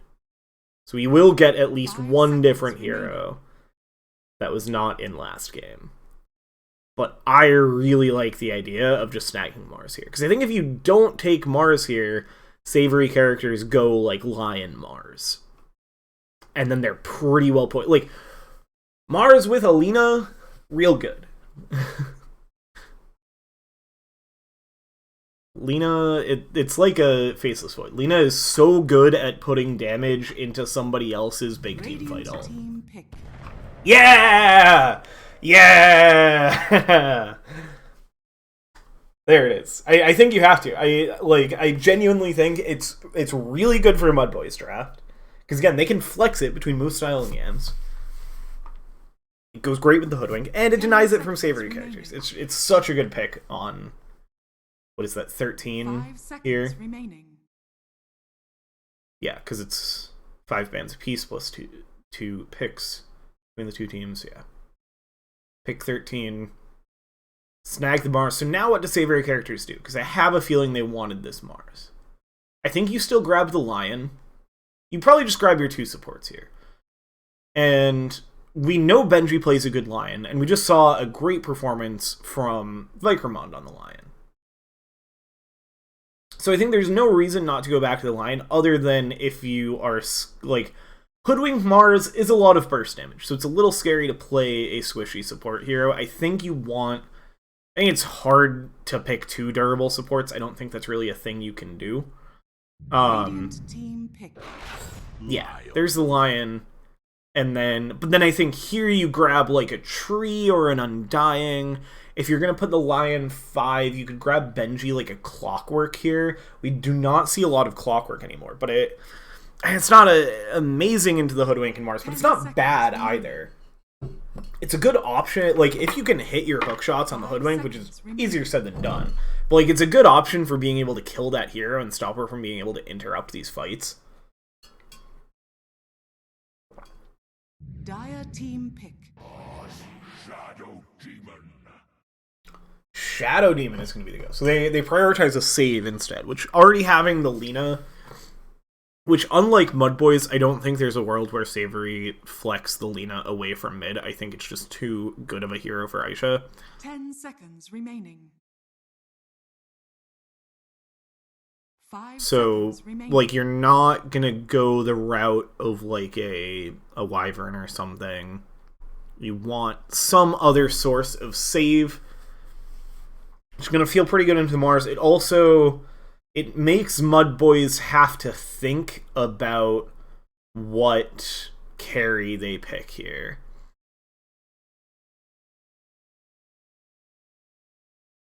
Because you don't want something that's too scary for Shadow Demon to make illusions of. MUDBOYS, they're going to get a save of their own. They grab the Oracle. Which, I mean, the nuke from Savoury between the Lina and Lion, if you can, it's hard to deny with the Oracle, but if you can manage it, pretty good. 10 seconds remaining. The Oracle, I feel like Oracle can be pretty scary here, because you have to get quite a bit of healing. Like, you have the potential from Savoury to, like, they see the Oracle ult, they see the False Promise go on somebody, and you just Laguna and Finger of Death. Radiant team pick. Ooh, MUDBOYS, they're gonna steal the Sven. That's pretty good. That doesn't feel too scary into the Shadow Demon. Yes, we thought your game 1 draft looks good. Like, this is their game 1 draft, except with an Oracle instead of a Lion. They've almost fully stolen the Savoury draft. Alchemist is the pick for Savoury. Dire team ban. I'm eating cookies, says Yams.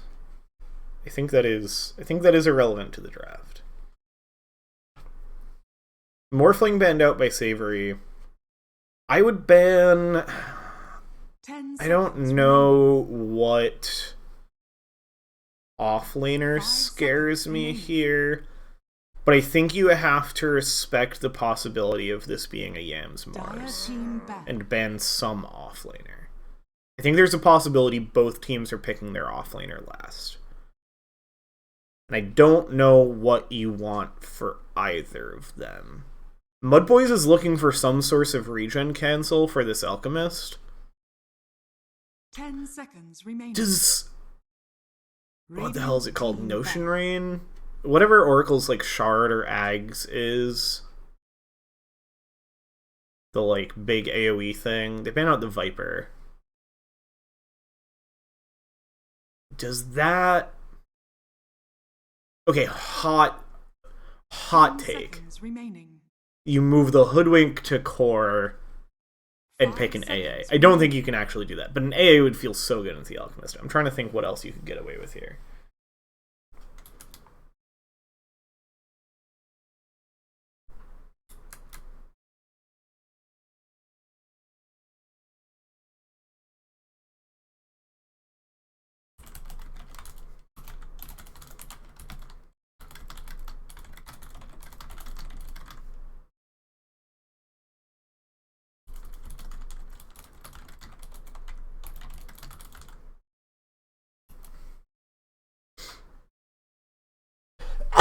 Excuse me.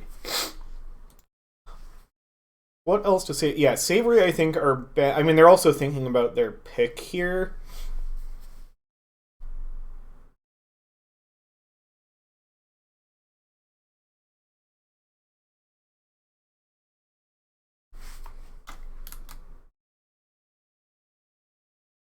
Radiant team pick. Checking my note above the ask. They banned the Wyvern. Yeah, a Wyvern could be pretty good here.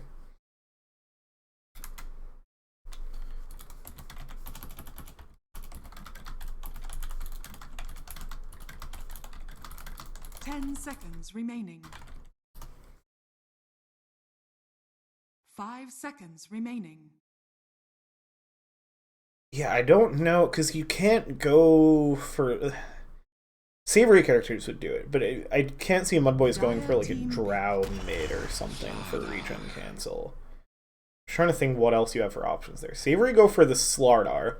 I like that. Gives you armor reduction for your Alchemist to work with. Your Lena's going to be kind of mixed damage. Definitely Magic is the build lately, but I think especially Aisha's probably potentially going to go more into a right-click build. So the Armor Corruption works well there too. Oh, it's a Dragon Knight. So this is a mid. There's no way Yams is playing a Dragon Knight, right? Oh, there is a way Yams is playing a Dragon Knight. I guess we did, I think... No, I said I wasn't going to talk about it. We've seen, like in my mind, because Yams is like Ember, Void Spirit, Morph. Like those are the big three heroes.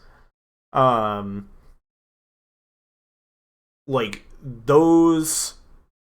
That makes me think of Yams as just like a big like dive super action player. But Yams does occasionally go for these more like stable central mid heroes. The Dragon Knight into the Shadow Demon is a little sus.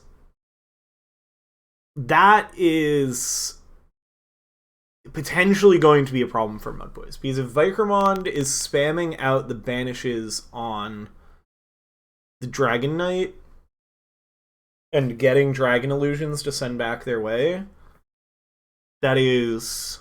It's going to be something they have to deal with. Sven is wearing two hats and looks silly. But I can tell what that set is actually supposed to look like. And it's a cool Sven set. I don't think I've seen that one. Sven has a million sets. Moostel has a similar set to Pepperboy. It looks great. Similar with Magnus to Benji's Hoodwink. Aisha rocking the Arcana for Lena. It's a classic one. Beats has that recently added Minotaur Alchemist, which I don't love, but I like it better looking at it here. Pepperboy, I've seen this Slardar set from Pepperboy before, and it's still great. Benji's playing the Lion this time around. It's a good Lion set from Benji.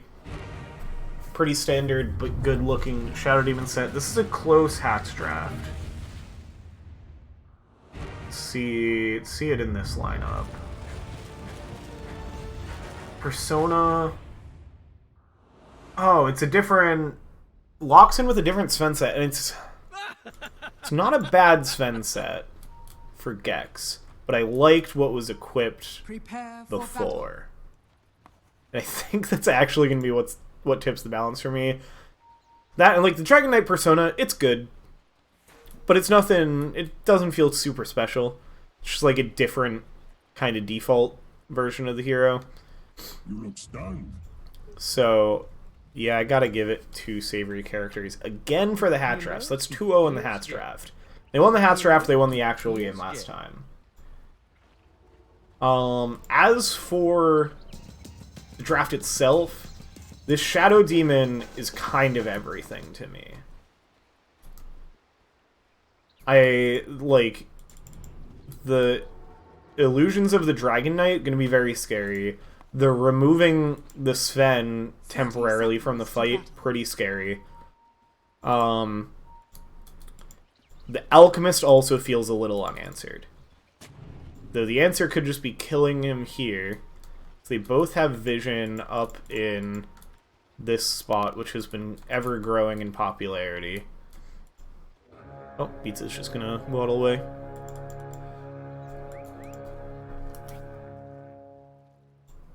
The battle begins.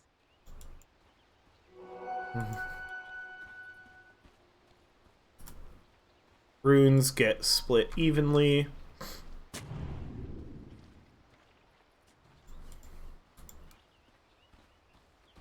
Vikromon starting off up towards the top side. Magnus getting that vision down behind the lane to be knowing. This is a word. I don't think Benji had this word last game. But I think alongside them kind of stealing this off lane, I think Magnus, the way Benji was playing was like they had the word there. There's not a Magnus on MUDBOYS this time, so I can just say Magnus and you know I will mean the Hoodwink. The player Magnus. Who torments me with every MUDBOYS cast by having a name that is the same as a hero in the game.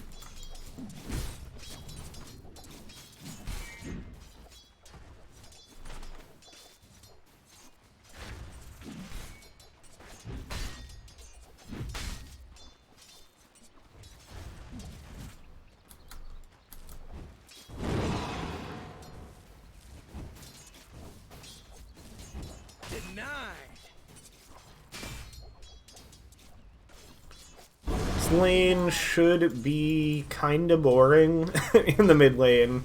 These are just like I think this Dragon Knight is picked just as a hero that can survive a lean lane. I think that's like the only real reason that Yams goes for the Dragon Knight is to make sure they're coming out of lane in a good spot.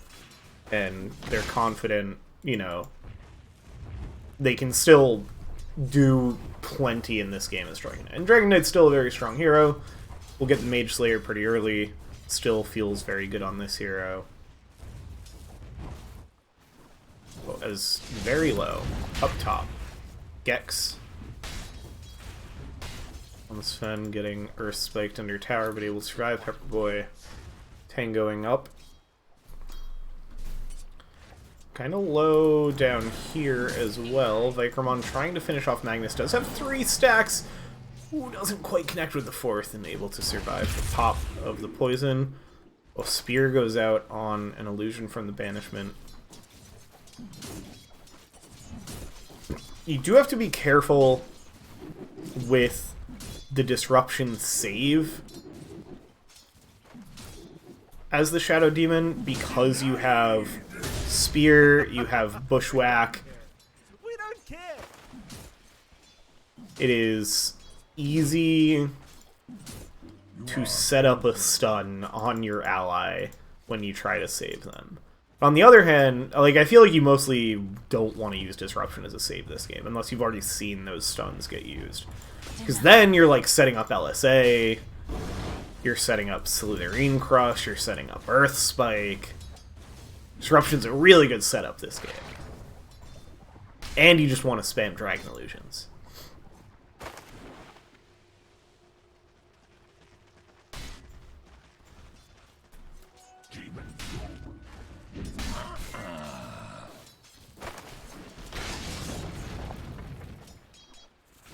Oracle does manage to grab that Lotus. Who got the Lotus down here? Was it already used? It's probably already used. Oh no! Bakermond has it. So both of the position 5s. Healing Lotus. I forgot about this weird in the Lotus Pool ward that I've been wanting to try in my games.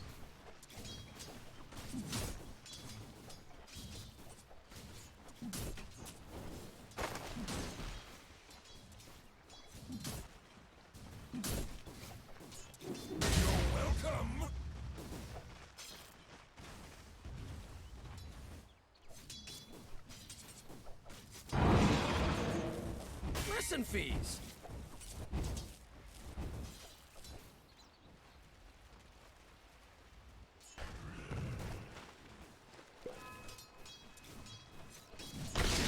Very chill laning phase so far. Ooh, nice crush onto Gex into the bash. With that extra armor from Warcry is going to be okay to walk that up. Pepperboy brought a little low, but Benji shares the tango and they'll be alright. Last hit's dead even in the mid lane again. Yams and Aisha. Off lane's quite even. Dead even actually, 22 and 3 each. Safe lanes, Alchemist about a wave ahead of the Sven.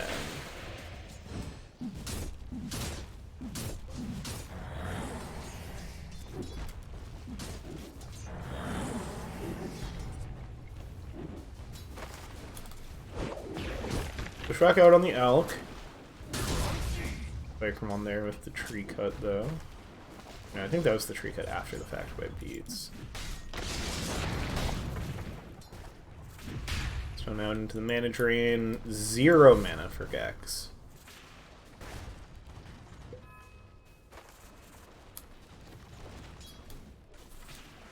Get that clarity back up, but kind of awkward because now you don't really want to go hit lane creeps. And as soon as you do show you're just going to mana drain again. Now they'll go in. Oh, they turn. Pepperboy getting brought low too. And there's the first blood from Ziggy G. Gets that nuke with the Purifying Flames. Needs to chase towards Benji, but gonna go for the turnaround with the mana drain as well. There's no mana in this lane. Line's so annoying to play in. We're gonna get the first dragon form. Briefly thought of a joke and then remembered that I didn't think of the joke. It was definitely something somebody said on Dream League at one point. Something about, like, evaluating the Dragon Knight Lina matchup in terms of Lina having an ability called Dragon Slave. But this lane's gone quite even still between Yams and Aisha. Aisha is ahead on XP now, despite Yams being ahead on denies. Aisha's also about a wave up. Looks like that might get evened out here. 7 minutes. We did have Magnus scoop up the Wisdom Rune on the Dire side. Still the rune to be taken on the Radiant side. We'll see if Benji walks over there soon, if Ziggy G chooses to go for it. It's a little scary to leave your Sven alone in this lane, though. Gex has already been actually significantly compared to the rest of the cores now. Falling behind in last hits here. Still doing it on experience, a little bit ahead of Pepperboy, which is good. Now we get the crush from Pepperboy. Stormhammer comes out in response, though. Roy is going to go get those bash charges up. Has 3 stored up, wants to find a bash somewhere. Nice 2-man Earth Spike. Into the bash and the crush, but Gex just doesn't take enough damage to get brought down. Rotation over from Yams. Looks like that did get pinged out, or maybe that was just Yams saying, "Hey, I'm here. Let's go. Let's look for something." But Beats likes finding this safe farm behind the tower, and yeah, it does look like MUDBOYS are gonna read that as they don't see it. Oh no, they're gonna go through the Twin Gate. They want to help out their boy Gex. Let's see if they can set up for this Sven to get better, and yeah. There's the Storm Hammer immediately into Dragon Tail's hands. Shows up out of the Invis rune. And you have... That is a terrifying way for the Dragon Knight to appear, because it goes Invis rune to bot lane through the tower, or through the Twin Gate to top lane. It does mean Aisha's been getting tons of space in this mid lane, which means... Where the kills wait. It just processed.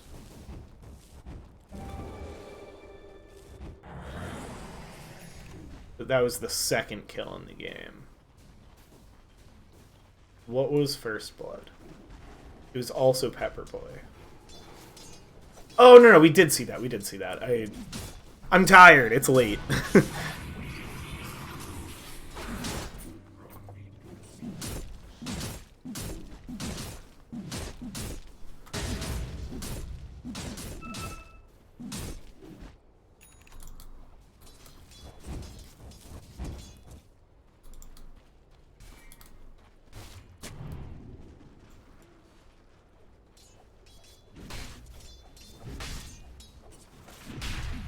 Okay, Gex still sitting behind in farm, but plenty of XP, plenty of space to get back in this game. And you're a Sven, you will not be behind in farm for long in this game. Your lane does not matter too much when you're a Sven.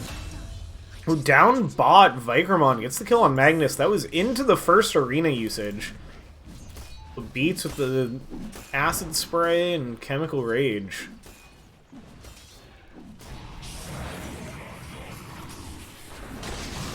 Going there, control up on Mars here. The unstable concoction. And yeah, Finger of Death. Finish it off with Shadow Poison. Savoury characters even up the kill score with a couple kills on Vikromon. Mid lane, regen rune popped by Aisha. Doesn't get cancelled by taking damage anymore, so is still hanging on to it. It gets reduced. And yeah, now it'll kick in fully after not taking damage for a bit.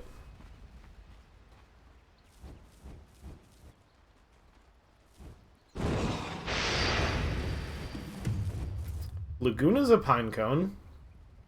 That was surely intentional. Still felt weird.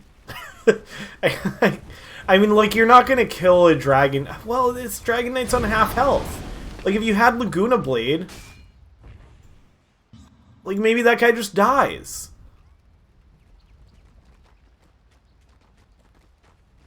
But you don't misclick the... I don't know how our keybinds are set up. Maybe you misclick that button? I doubt it, though. I don't know. That...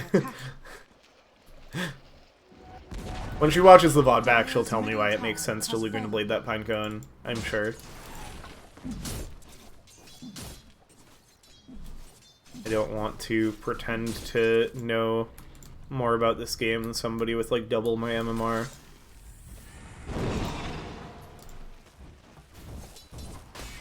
I won't let you win.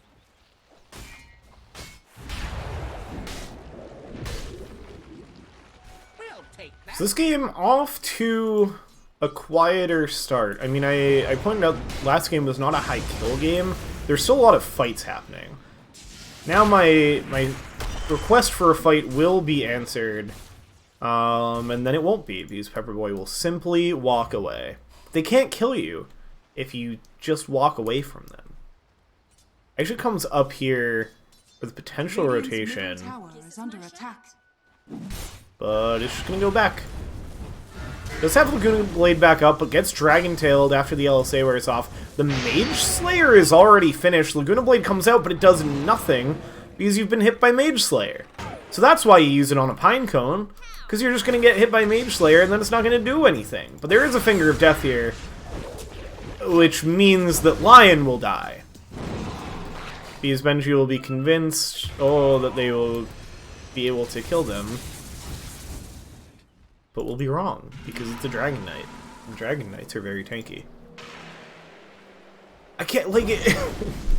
They used Laguna Blade and Finger of Death on the Dragon Knight, and he didn't... He was a little close to dying. What is this hero? It's not even, like, the magic resistance is part of the Ags. This guy doesn't have extra magic resist. He gets a, like, okay amount of int. There's a fight for the Wisdom Rune happening that I should be watching. Vicromond is gonna die, but did steal the Wiz Rune, so Savoury got both of those.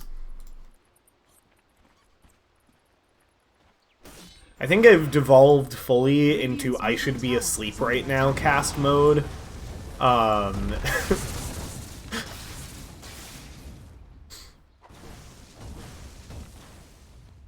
Which, if I'm being honest, I wouldn't even be asleep yet if I didn't go to bed.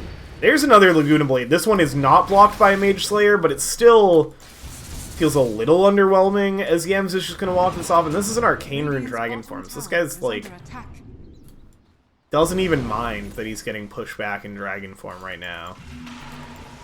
He's just going to get healed back up by Ziggy. Radiant's bottom tower is under attack. Like, at least you didn't finger again. This guy's just full. He doesn't care. He doesn't care that you hexed him. He's running under your tower. He's dragon tailing you.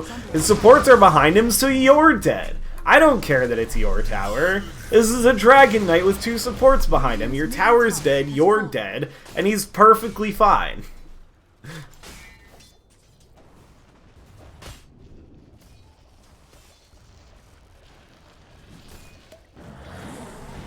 This is after they nerfed the hero. I mean, it was a small nerf. Like, the recent patch was pretty small. Okay, they're gonna set up on Pepperboy. Or, sorry, on Moose Style. It's Moose Style playing the Mars this time, because MUDBOYS stole the draft. Moose Style is gonna live, too. They set up on Vicromon, they cut the tree with the arena, but it doesn't matter, because now that guy's even more dead than he already was when he was bushwhacked.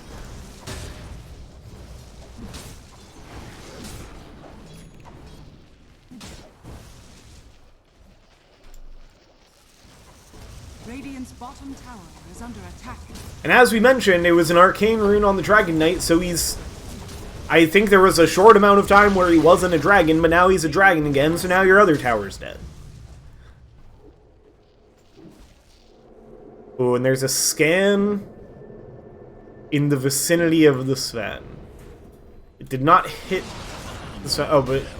Radiant's bottom tower. Right. The Sven's on that team. This stolen draft is messing me up. They get the kill on Moose Style with the Finger of Death. They get the kill on Pepperboy as well. Let's trade of offlaners. Vicromond maybe also dies here, but Aisha's in the area. As is Benji. It's a party up top. Gex is like, I'm not here to party, I'm here to farm. I'm leaving. Which is the correct thing to do when you're the carry and there's a party lane. Magnus goes down. Beats is going to stun himself under the Dire Tower. But MUDBOYS, they're just running away. Tower goes down. Aisha finishes it off. So this is a damage amp on Lina.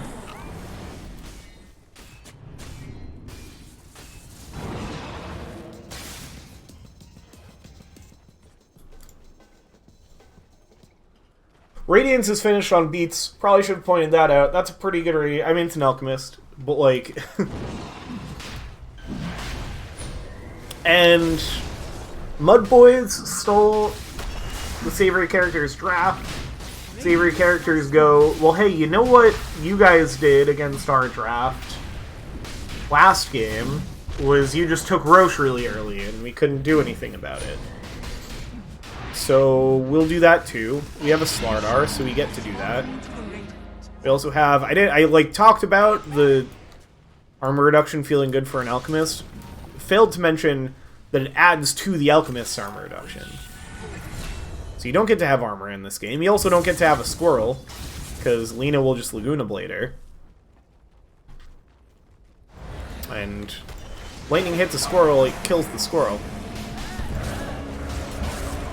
Arena onto 2, Pepperboy in a little bit of trouble. Beats still has the Chemical Rage, so gonna be okay. Mana Drain into Beats to help keep that mana up. Setting up the Unstable Concoction, Laguna Blade as well. Means that's gonna be a long time that these two heroes are stunned. And the Dragon Knight and Mars go down. It's a double kill for Aisha, who's dominating on this Lina. Dire's top tower is under She attack. said in the draft it was released from jail, and you're seeing why it was in jail before. 2K net worth ahead of her own Alchemist. That's an Alchemist. The guy, the purpose of the hero is he prints money. And Aisha is 2K ahead of that. Gex is farming mid, but there's the Boots of Travel, but there's also God Strength Stormhammer, and Aisha is going to give the dominating streak to the Sven, but should at least set up the kill for the teammates. Finger of Death is there. Is under attack. And a Laguna Blade plus a Finger of Death might not kill a Dragon Knight, but it does kill a Sven. So at least there's that.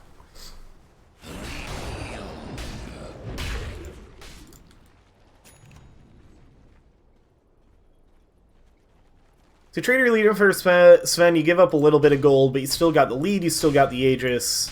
Lina will be back up. You can... I mean, you're just farming with this Aegis, really. Your farm already wasn't under a lot of threat, but you're an Alchemist, so, like, are you really looking to go fight with Jester Radiance? And there's another... It's, what, a Blink Dagger? Yeah, it's a Blink Dagger. So, like, now you're fighting with this Aegis. Your Lina's back up, your Blink Dagger arrived, everybody group up, we're smoking... We're running at them, we're getting some more kills. And if they want to kill us, good luck, because you have to kill Elk twice. Right? Or Beats is going... Please don't try to solo the Dragon Knight. Pops the Chemical Rage. As the Unstable Concoction blinks in. They stun each other for almost the same amount of time, but Benji's here. The Blink Dagger as well. Gets the Hex into the Earth Spike. The Dragon Knight's still at half health. You do have a Laguna Blade, so this one might kill. Yeah, there it is. LSA, very nicely placed. They do manage to kill the Dragon Knight.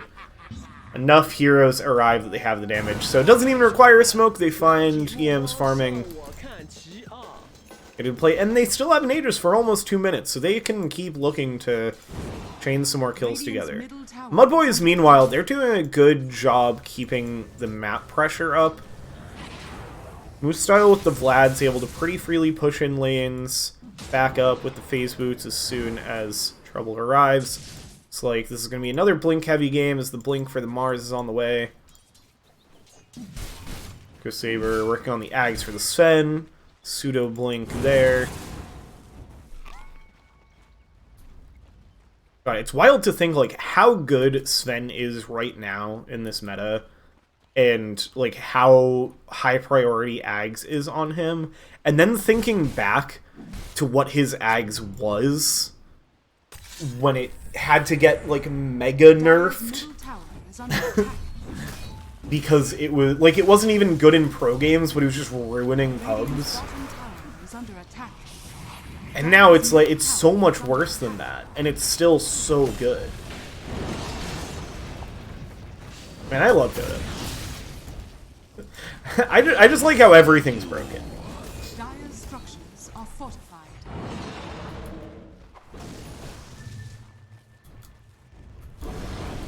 Savoury, they're slowly but surely going to get this tower unless they can get a cheeky deny. Dire's middle tower Beats comes in with one last punch. Scaramouche Style finds an arena on 3. They get the LSA for the turnaround. Nice save with a false promise. Vikramon's the one to go down. Buys back, but you have a way back in this fight. It's 3-person LSA. Laguna Blade's there. But Gex is pretty tanky. These cores are all so tanky.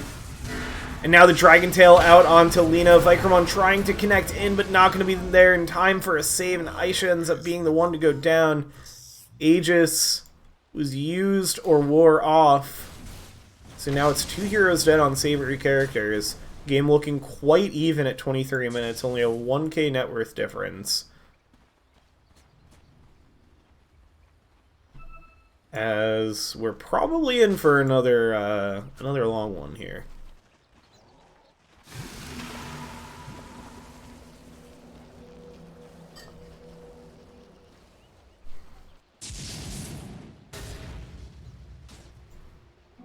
Gotta strike fast.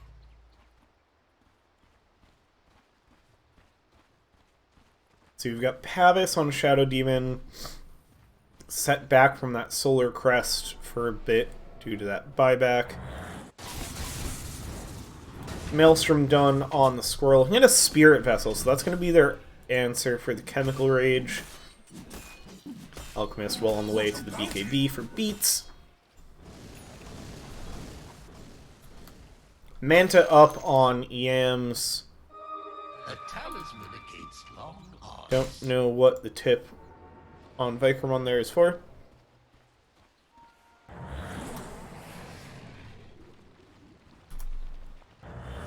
Maybe for losing the battle over the Arcane Rune with Ziggy G, who has a Solar Crest finished. Working on an Aether Lens to be able to get those saves out from a safer position. They can stay in. Ags finished on Sven. Looking at Daedalus next, so pretty similar build to what we saw from... Oh, as we have an Arena on Beats, but just offering the high five. Oh, dodges the Dragon Tail. Is that... No. That wasn't a... Was that a canceled dragon? What happened to that Dragon Tail? That Dragon Tail was on a creep. Must be what happened. Because you don't have a Dispel on this hero right now.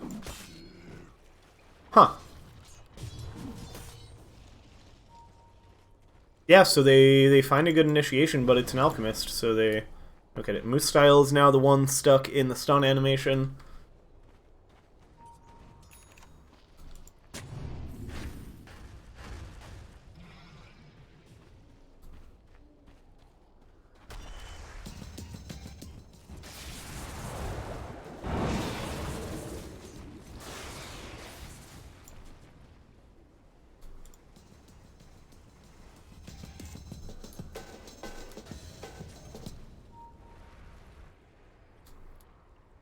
BKB being worked on by Slardar, who went Midas. I had not noticed that yet.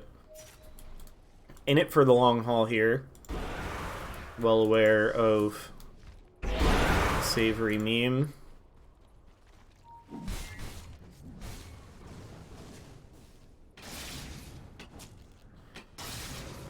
Magnus keeping the farm up, trying to finish off that Spirit Vessel. Pretty close to it. Gonna be pretty impactful in these fights. Magnus gets to it. Clearing out these illusions. I want to see more Disruption Dragons. I think it's the biggest problem with picking Dragon Knight in this draft, is we're gonna get a smoke of 4 on Savoury, because they're giving space for Magnus to farm out. Is gonna reconnect here.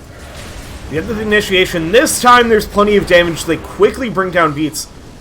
Paperboy in on the back, but gets disarmed forever by Ziggy G. Trying to escape through the trees, but the Guardian Sprint has ran out. And Gex is in there with the stun and the damage. So it's 2 kills for MUDBOYS. They take their first lead in this game in a while. Certainly not their first lead in this game. Been a pretty back and forth one. Dragon Knight right there with Beats on the Elk, who's been... And that was the first death. Feels like maybe hasn't had an opportunity to fight as much lately, as Savoury are going to just manage to survive. Already have the shard on Lion, so it ends up going the way of the Slardar, who is dead. Radiant's top tower is under attack. Yeah, you get the mini Corrosive Haze off of the Slithering Crush. That is a pretty good shard to get for your first Tormentor. Really nice for the farming, too. We get the demonstration of that there. MUDBOYS now, they're going to be the ones to set up around the second Roche. And yeah, they're just going to God Strength in. Make short work of it. There is a scan and a smoke. And I don't think MUDBOYS kill this fast enough. Vikramon's going to be the first show, but immediately gets stunned up. Pepperboy jumps in, gets the stun on 2. Arena's there as Benji jumps in, and Pepperboy's in trouble. Beats now gets in with the Unstable Concoction. Dragon Knight Illusion still going to work. But Savoury characters, they've already lost 3 as Gex gets the double kill stun up from the Bushwhack. Now Superman in again. Beats takes a huge shot from Gex. This guy does an absurd amount of damage already. Was already in the God Strength for the Roche, and Beats gets brought down 4 dead. And MUDBOYS, what were we doing? Oh yeah, we were Roshing. Let's go finish that.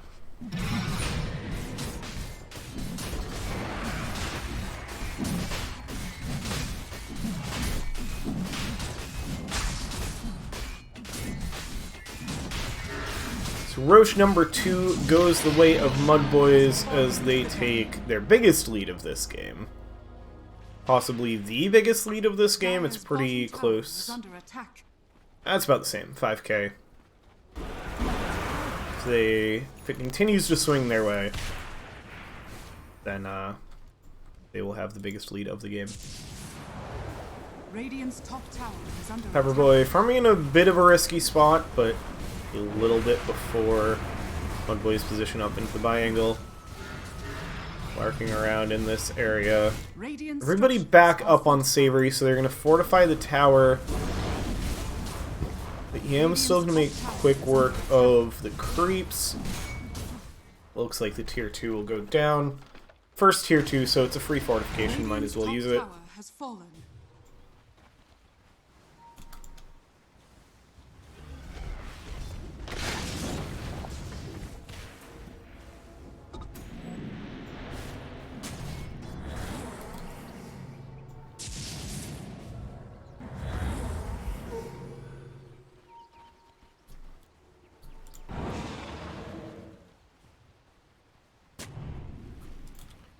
Smoke as they back away on MUDBOYS. Ooh, Aisha dodges the Bushwhack.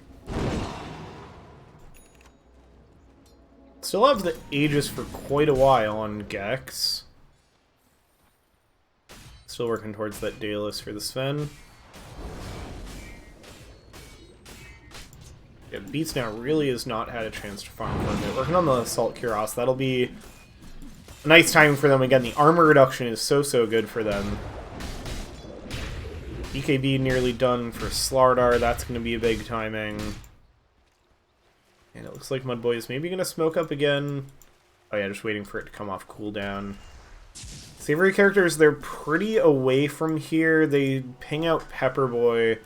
That would be the target. They'd love to find an Alchemist farming down here, but they're just absolutely nowhere near here. Does mean that very quickly, with the Dragon Knight Ags online, bring down that tower. Radiant's bottom tower is under attack.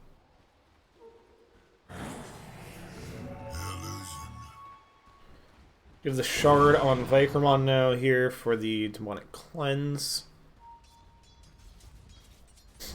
Actually, with the Hurricane Pike, so yeah, that's...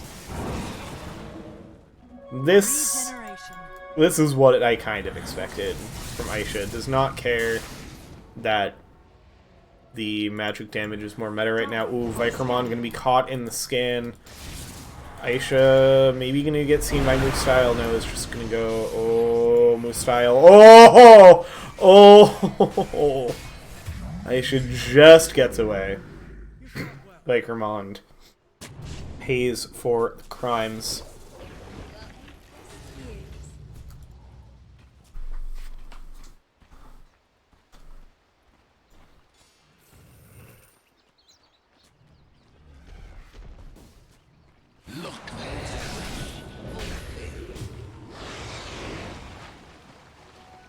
Destiny changes hands.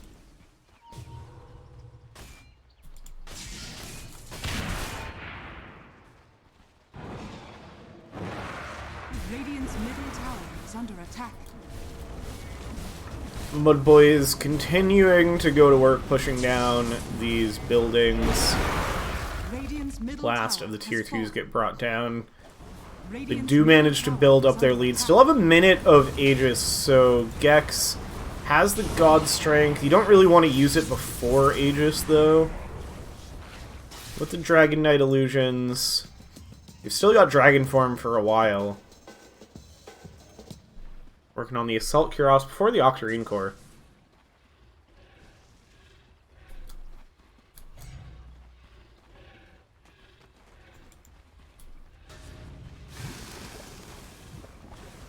Is that a custom sound effect for the Minotaur, or just something I haven't noticed before in the Chemical Rage? I don't know.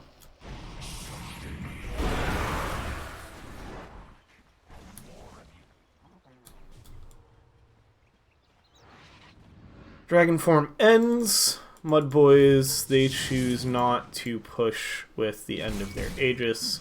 Don't want to push their luck. They're going to maintain the hold they have on the game at this point. And you see...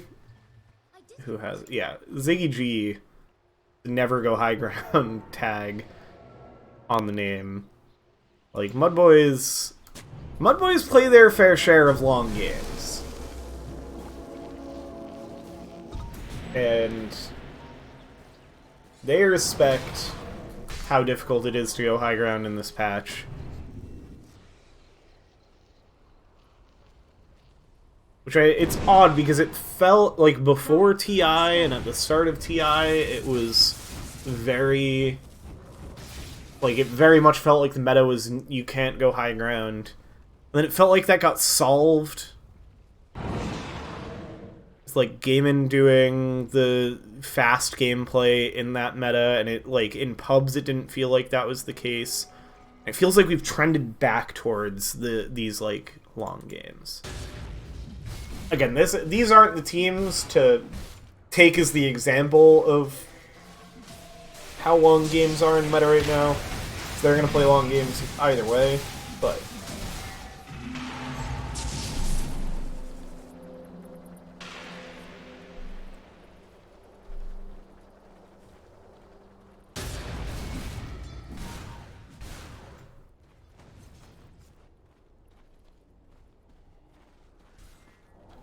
Tormentor, I didn't even process. It's the Boomerang for Magnus.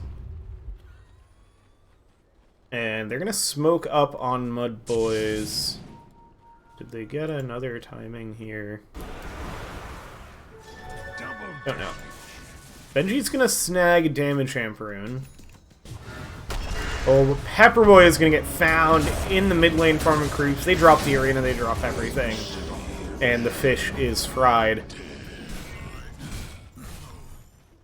So that kill... The Octarine does go the Octarine before the AC. More traditional build-up with the Ags on Dragon Knight. Hold the Manta until right when Fortify ends. Nicely done. They do get the Laguna on Gex, but yeah, that tier 3 tower is going to go down. Get the dragons up onto the high ground. Second fort comes out because the first tier 3 is down. They get a 2-man unstable concoction. Puts up a 2-man LSA as well to banish on the Sven. You gotta get the banish on the Dragon Knight for the illusions. I mean, the Sven illusions are pretty good too. They're gonna Superman out? How do you do that? Can you do that?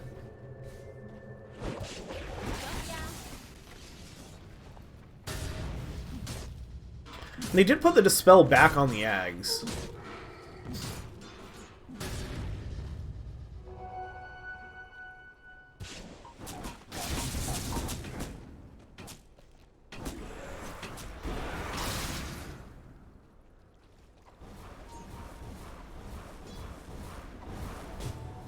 There must have just been a creep or something back there to target. Or I just saw wrong what he did. Working on the Satanic now, has the Harpoon and the Daedalus finish. This is a big Sven, as indicated by how much farm these two have. You do have Assault Cuirass finished on the Alchemist, looking at a Shiva's next. They're just going full armor, which, I mean, you're into 3 purely physical damage cores on the enemy side, so certainly a very good armor game.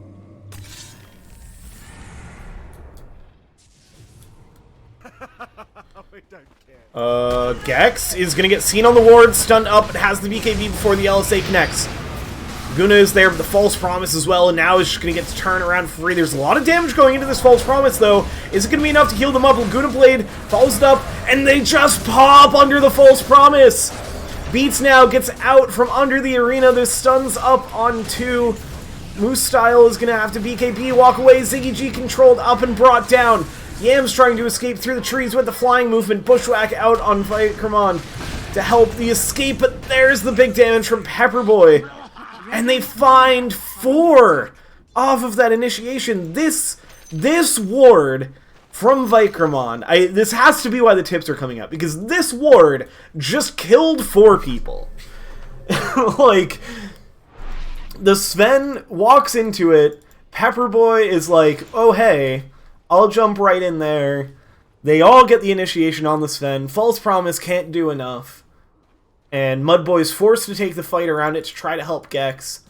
Maybe he had to just let Gex die because it ends up being 0-4-4. A soldier's fortune. So Roche is back up. It's not super long timers, but the supports are like, hey guys, we can Roche. Third Roche is here. You can get a Refresher Shard and Roshan's banner. We can... I mean, what do you refresh in this game? You actually don't have heroes that love a Refresher Shard. The Roshan's banner would definitely help you get some buildings pushed in.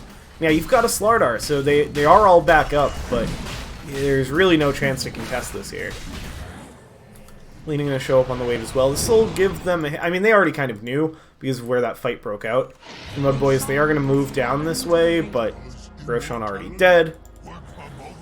Keep an eye out for the banner. Benji going to pick up the Refresher Shard. That's probably the best choice. Pepperboy... Oh no, it goes over to Aisha. Like, one of the big nukes. Like, the Laguna or the Finger is what you want the refresh for at this point, right? You don't have some big team fight ult. Your big stuns are not on long cooldowns. But you have good AoE stun without a team fight ult. You have Unstable Concoction, you have Slitherine Crush. Do not get me wrong. I don't think that... And you have Earth Spike. Like, despite not having, like, a Mars Arena or a Ravage, like... This team has good team fight.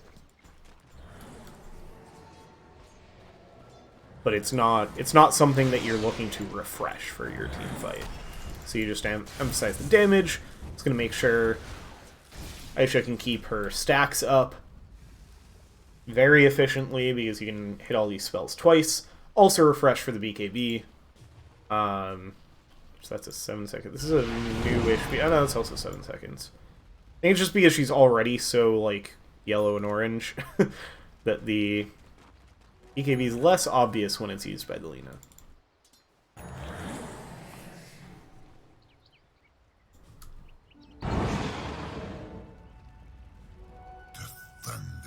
Hearing the casual plate mail.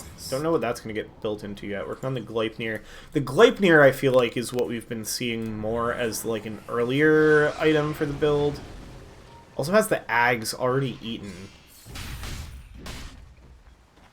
That didn't come from a Roche. They didn't get a Roche with an Ag, so that's just how much money she has.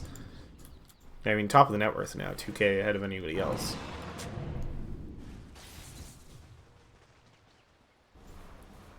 Lotus Orb on Mars is pretty big, especially with the potential to block Fingers and Lagunas.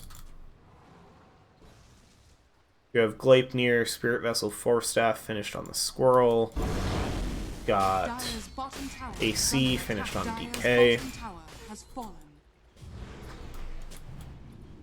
So you'll get armor kind of just neutralized with both sides having the Assault Cuirass. So Pepperboy finds the blink onto 2, trying to chase forward onto Magnus, but has the Force Staff. Harpoon back the other way. Finish off Moose style from Aisha. And they clean up Ziggy G as well. That's going to be the buyback. Gek's going to try to set up. The LSA protects them. Dodges the Bushwhack from Pepperboy. Magnus going to just shoot out the Sharpshooter. Benji tanks it. Big Harpoon. Also pulls them away from the Slithering Crush. Benji goes down, but Beats is in there. Laguna Blade connects onto Gex. Refresh. Now they turn their attention towards Yams, who's left alone, but has the flying movement to get up the high ground. Dragon's raining damage into Beats, who now has to be careful, getting a little left behind from the slows, stunned up by the Dragon Tail, and Beats is going to be in trouble here. Has the Unstable Concoction. Try to pop it. Does still have the Aegis, and the stun did get out onto Gex. Lena sets up in the trees onto Magnus, but now coming out of the Aegis, they have the control. Now Gex jumps in onto Aisha. Hurricane Pike to get some space. LSA again onto Yams.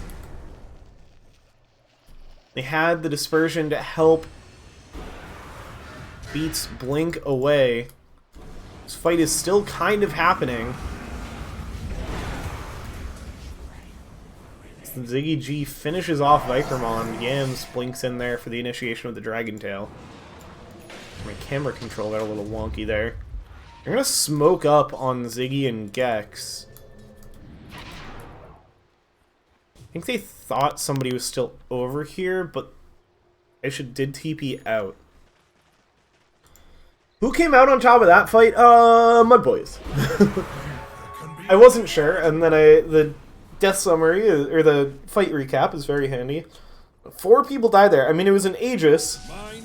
It was a decent use of an Aegis, and it was 3 for 4. It was a buyback on the Oracle.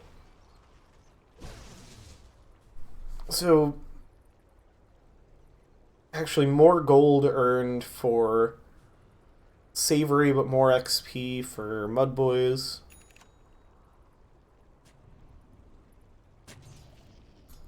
It's similar to last game, like, more people should have died in that, like, a lot of people died in that fight, but I feel like more people should have died in that fight. So MUDBOYS now starting to threaten the bot lane.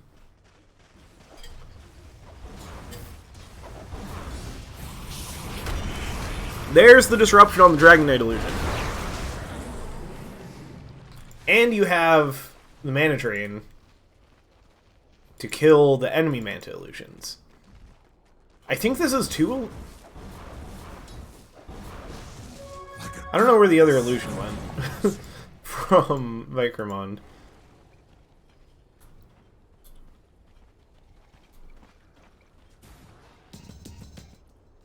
Yeah, I want to see more of stolen DK illusions. Actually never ended up finishing that Solar Crest. Blink Dagger was more valuable, and the Shard. Now into the Aether, like, I think kind of realize... I mean, I would still finish the Solar Crest at some point. It's really good with your cores. You throw that on an Alchemist, especially with how much physical damage they have. You get that barrier, and you get such a buff. Any of these 3 cores, like with Aisha going a right-click build, all 3 of your cores would love having a Solar Crest put on them. I think it's pretty worth it this game. I like the other items you're going, also very worth it. Not saying that it's wrong to not get the Solar Crest, but I think you do need to get it at some point. Maybe now that the Aether is finished.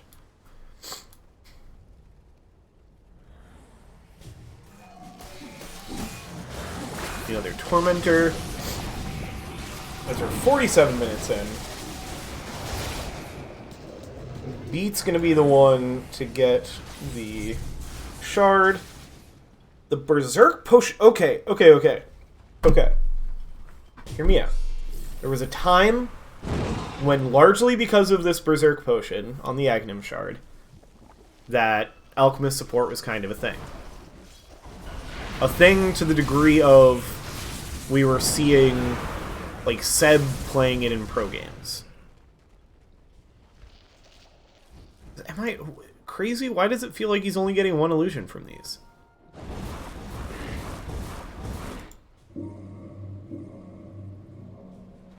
Like, it creates 2 illusions, and it doesn't say anything about, like, if you do it to an illusion, you only get 1. In, like, the alt text or anything. I don't know. Anyway. Berserk Potion. Has been good enough to warrant a support elk. Even when you're not support elk. Oh, the synth Ags was probably built by the elk. For the Lina. Yeah. Yeah, that's where that came from. Should have caught that ages ago. My head's a little all over the place. What I'm trying to say is, Berserk Potion, good. And when your other cores are Slardar and right-click Lina, Berserk Potion, very good. Aisha beautifully reads this smoke. Or she might have been in trouble if she kept farming here. MUDBOYS setting up around Roche. There was the possibility Roche could have respawned, but a bit of a longer timer. So they'll just set up around it. They're probably pretty content to just hold control of this area for a minute and a half till it respawns. It'll spawn on the Radiant side. It looks like they're going to choose to set up on that side, figuring it's not going to spawn here. And Savoury, if they want to contest it, they kind of need to start setting up to do so. But their waves are getting pushed in. Bakermon's doing a good job clearing this out. I should going to go help out. Benji is going to get blinked on. Beats in the area, setting up the chemical but doesn't have anything to throw the unstable concoction on because is trying to back away. And now they just set up and kill Beats. That one really hurts. Started channeling the unstable concoction, thinking they were going to be able to try to turn things around on the Dragon Knight, but then the rest of the MUDBOYS heroes revealed himself and realizes they have to back away, but then stun out on himself. Okay, they have their buybacks here. MUDBOYS gonna say, screw Roche, like, we just got 2 big kills. We're going high ground. We do buyback from Lion. They get the tier 3 tower. Gams blinks back. Ooh, nice dodge of the LSA for Gex. Excuse me. And we'll blink back in for Yams. Gets the Dragon Tail and Pepperboy with the Bushwhack. Sharpshooter goes just wide. They save the melee barracks. MUDBOYS now smoke up on a few. Now they go for Roche. Wish fulfilled.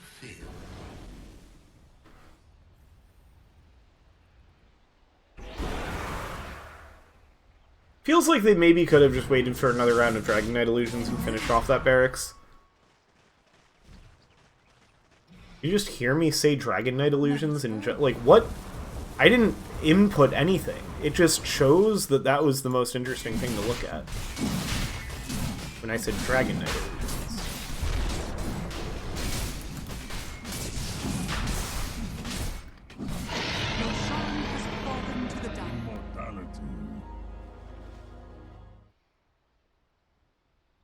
Thank you for the pause while I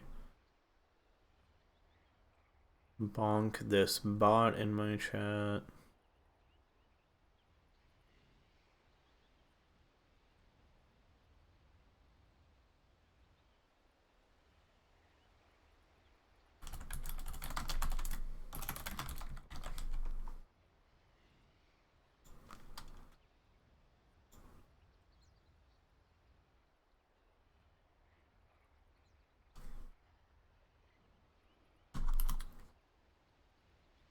FPS issues for Pepperboy is the reason for the pause. As we are 52 minutes in, as is to be expected. This was the 4th Roche, and it was taken on Radiant side again, so it's a refresher shard for Dragon Knight. Pretty good, means you're really going to be permanent Dragon form if they choose to keep it there. They could also throw this over to the Mars for the Venn diagram. Could give it to the Sven for more BKB and God Strength action. That would honestly feel pretty good, because it means you can use God, like... You didn't commit God Strength for the Roche. You have an Ancient Guardian, which is going to be nice for pushing. You just, like, backpack the boots, because you're going to fly around with your Ags anyway. And... then you, like, God Strength, BKB, take a bunch of buildings, and then you die. Refresh God Strength, BKB, take more building. Like, how do you stop that? I mean, you do have a good amount of physical damage. Like, BKB is not invulnerability. But with 2 God Strengths and an Ancient Guardian, like... these towers are gonna die. You also have... I mean, you have all AC on both sides, so I guess that doesn't do that much for your tower push. Pressure still being held by the Dragon Knight for now. I don't know that this is actually the best place for it.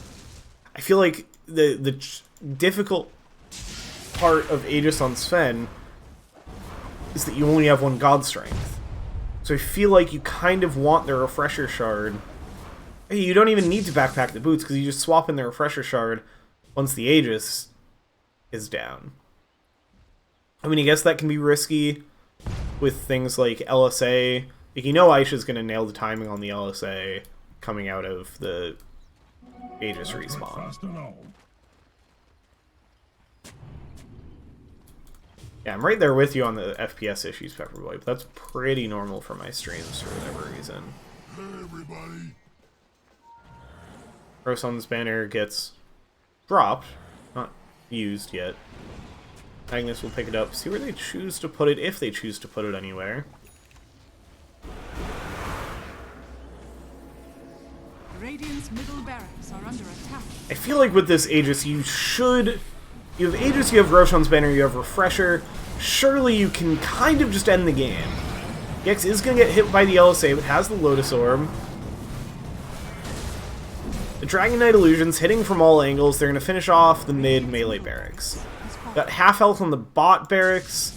Should be able to get these as well. Radiant's bottom barracks are under attack. Refresher Shard was either used or passed to somebody else. You have the full Refresher Orb. That's why Sven doesn't care about having a Refresher Shard. The Shard is in Moose Style's inventory now, so they can get the Venn Diagram Arena. They're going to finish off the bottom barracks. So 2 sets of barracks now. And you haven't spent any resources. You haven't used God Strength. You haven't used Arena. Your Dragon Knight ult is running out, so maybe you have to wait for that. But you have this Refresher Orb on Sven. Like, I think just keep hitting buildings. Like, just Moose Style. I mean, they're sitting perfectly. Savoury characters obviously know how to do the high ground. So here's the God Strength. We're going to set up on the Oracle first. Aisha goes in the back, finds the save. But the tier 3 tower's already down. Pepperboy trying to set up now the arena. CKG buys back, but how do you get back to this fight? It has to TP to the outpost. Is now the second arena, but Moose Style's dead in it. Beats goes down to the false promise is there just in time from CKG. Gex able to survive, no Aegis required. They have the damage to bring him down anyway, but that's going to be enough to get the Megas, to get Pepperboy. Gex does survive, is taking tons of damage. Finally, the Aegis will be used, but now, there it is, there's the Refresher Orb. It's going to be up with the LSA coming out of the Aegis respawn, the Refresher, but it's not in time. Gex goes down, Moose Style controlled up and brought down as well. That was the buyback from Moose Style. The Savoury characters, high ground. It gets you every time. Triple kill for Aisha. My God. Literally, what did I say? What as I'm sitting here talking about who should have the Refresher Shard, and then we see the Sven Refresher Orb. I told you Aisha was going to have the perfect timing on the LSA when Sven's coming out of the Aegis respawn, and the Refresher Orb wouldn't do anything.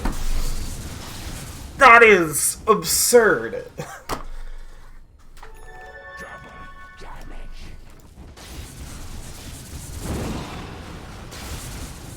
Did you think for a minute this game was gonna end before 60? Because I did. I convinced myself that that could happen. Maybe it still could, because are they gonna commit the buybacks on MUDBOYS? Or are they going to lose here? LSA down on Yams, the false promise is there, so the Dragon Knight's surviving. But they have so much control now, the Banish, they're gonna have Dragon Knight illusions, they're gonna have those to push with. Puts the damage into Yams, does survive through the false promise, but the damage is so big! LSA again! Aisha just teeing off, there's no control for this Lina, and now they're onto the tier 4s! They have Sven respawning, they're gonna have the buyback, they have buyback available on Dragon Knight, and Moose Style is not far off with the respawn anyway, but that's one tier 4 down. Benji is all the way back here. I mean, I think that was a harpoon, but the Ancient is exposed, they're just going for it! Benji's in on it, look at the damage! No way! How dare I? How dare I insinuate that this game would go past 60 minutes? What the fuck just happened? Do not go high ground against savoury characters. Don't do it. Never do it. Never go high ground against savoury characters. Because if you do, that will happen. You will lose. I don't care. I don't care that you have Aegis, Roshan's Banner, Refresher Orb, Refresher Shard, Dragon Knight Illusions. What more could you have to go high ground? Like that, are you supposed to do the meme and sit here and build up 3 Roshan's Banners so all of your lanes have the buffs? Like, what are you supposed to do? Because you have everything. You have your buybacks, Ziggy G gets back, like they start with the perfect sequence, they pick off the Oracle, but you're like, I don't care, Ziggy G's got this, buys back, gets back in, beautiful, beautiful false promise from Ziggy G, and it's like, that's it, they get the megas, they've done it, they've done the thing, they've set it up, and it doesn't matter, it never matters. What are you supposed to do? What more do you need than what MUDBOYS had? My goodness. This team is insane. And for all the doubting when they had a tough streak in the middle of their group stage, that this team might not be able to do what it used to do, they just did what they've always done. And that allows them to continue on in the upper bracket. Let's look at our bracket. I don't want to look at this game anymore. That's not true. We're going to look back at the game in a minute. They're going to play Marcy Boku next in the upper bracket. MUDBOYS, they're going to drop down, play Stress Desserts, who are coming up from Circlet Division. We're hoping to see one of these Circlet Division teams be able to move on. Now, I'm on Looming Fruit, so I'm personally not super hoping to see Raven's Black Death moving on, but it would be fun to watch from an outside perspective.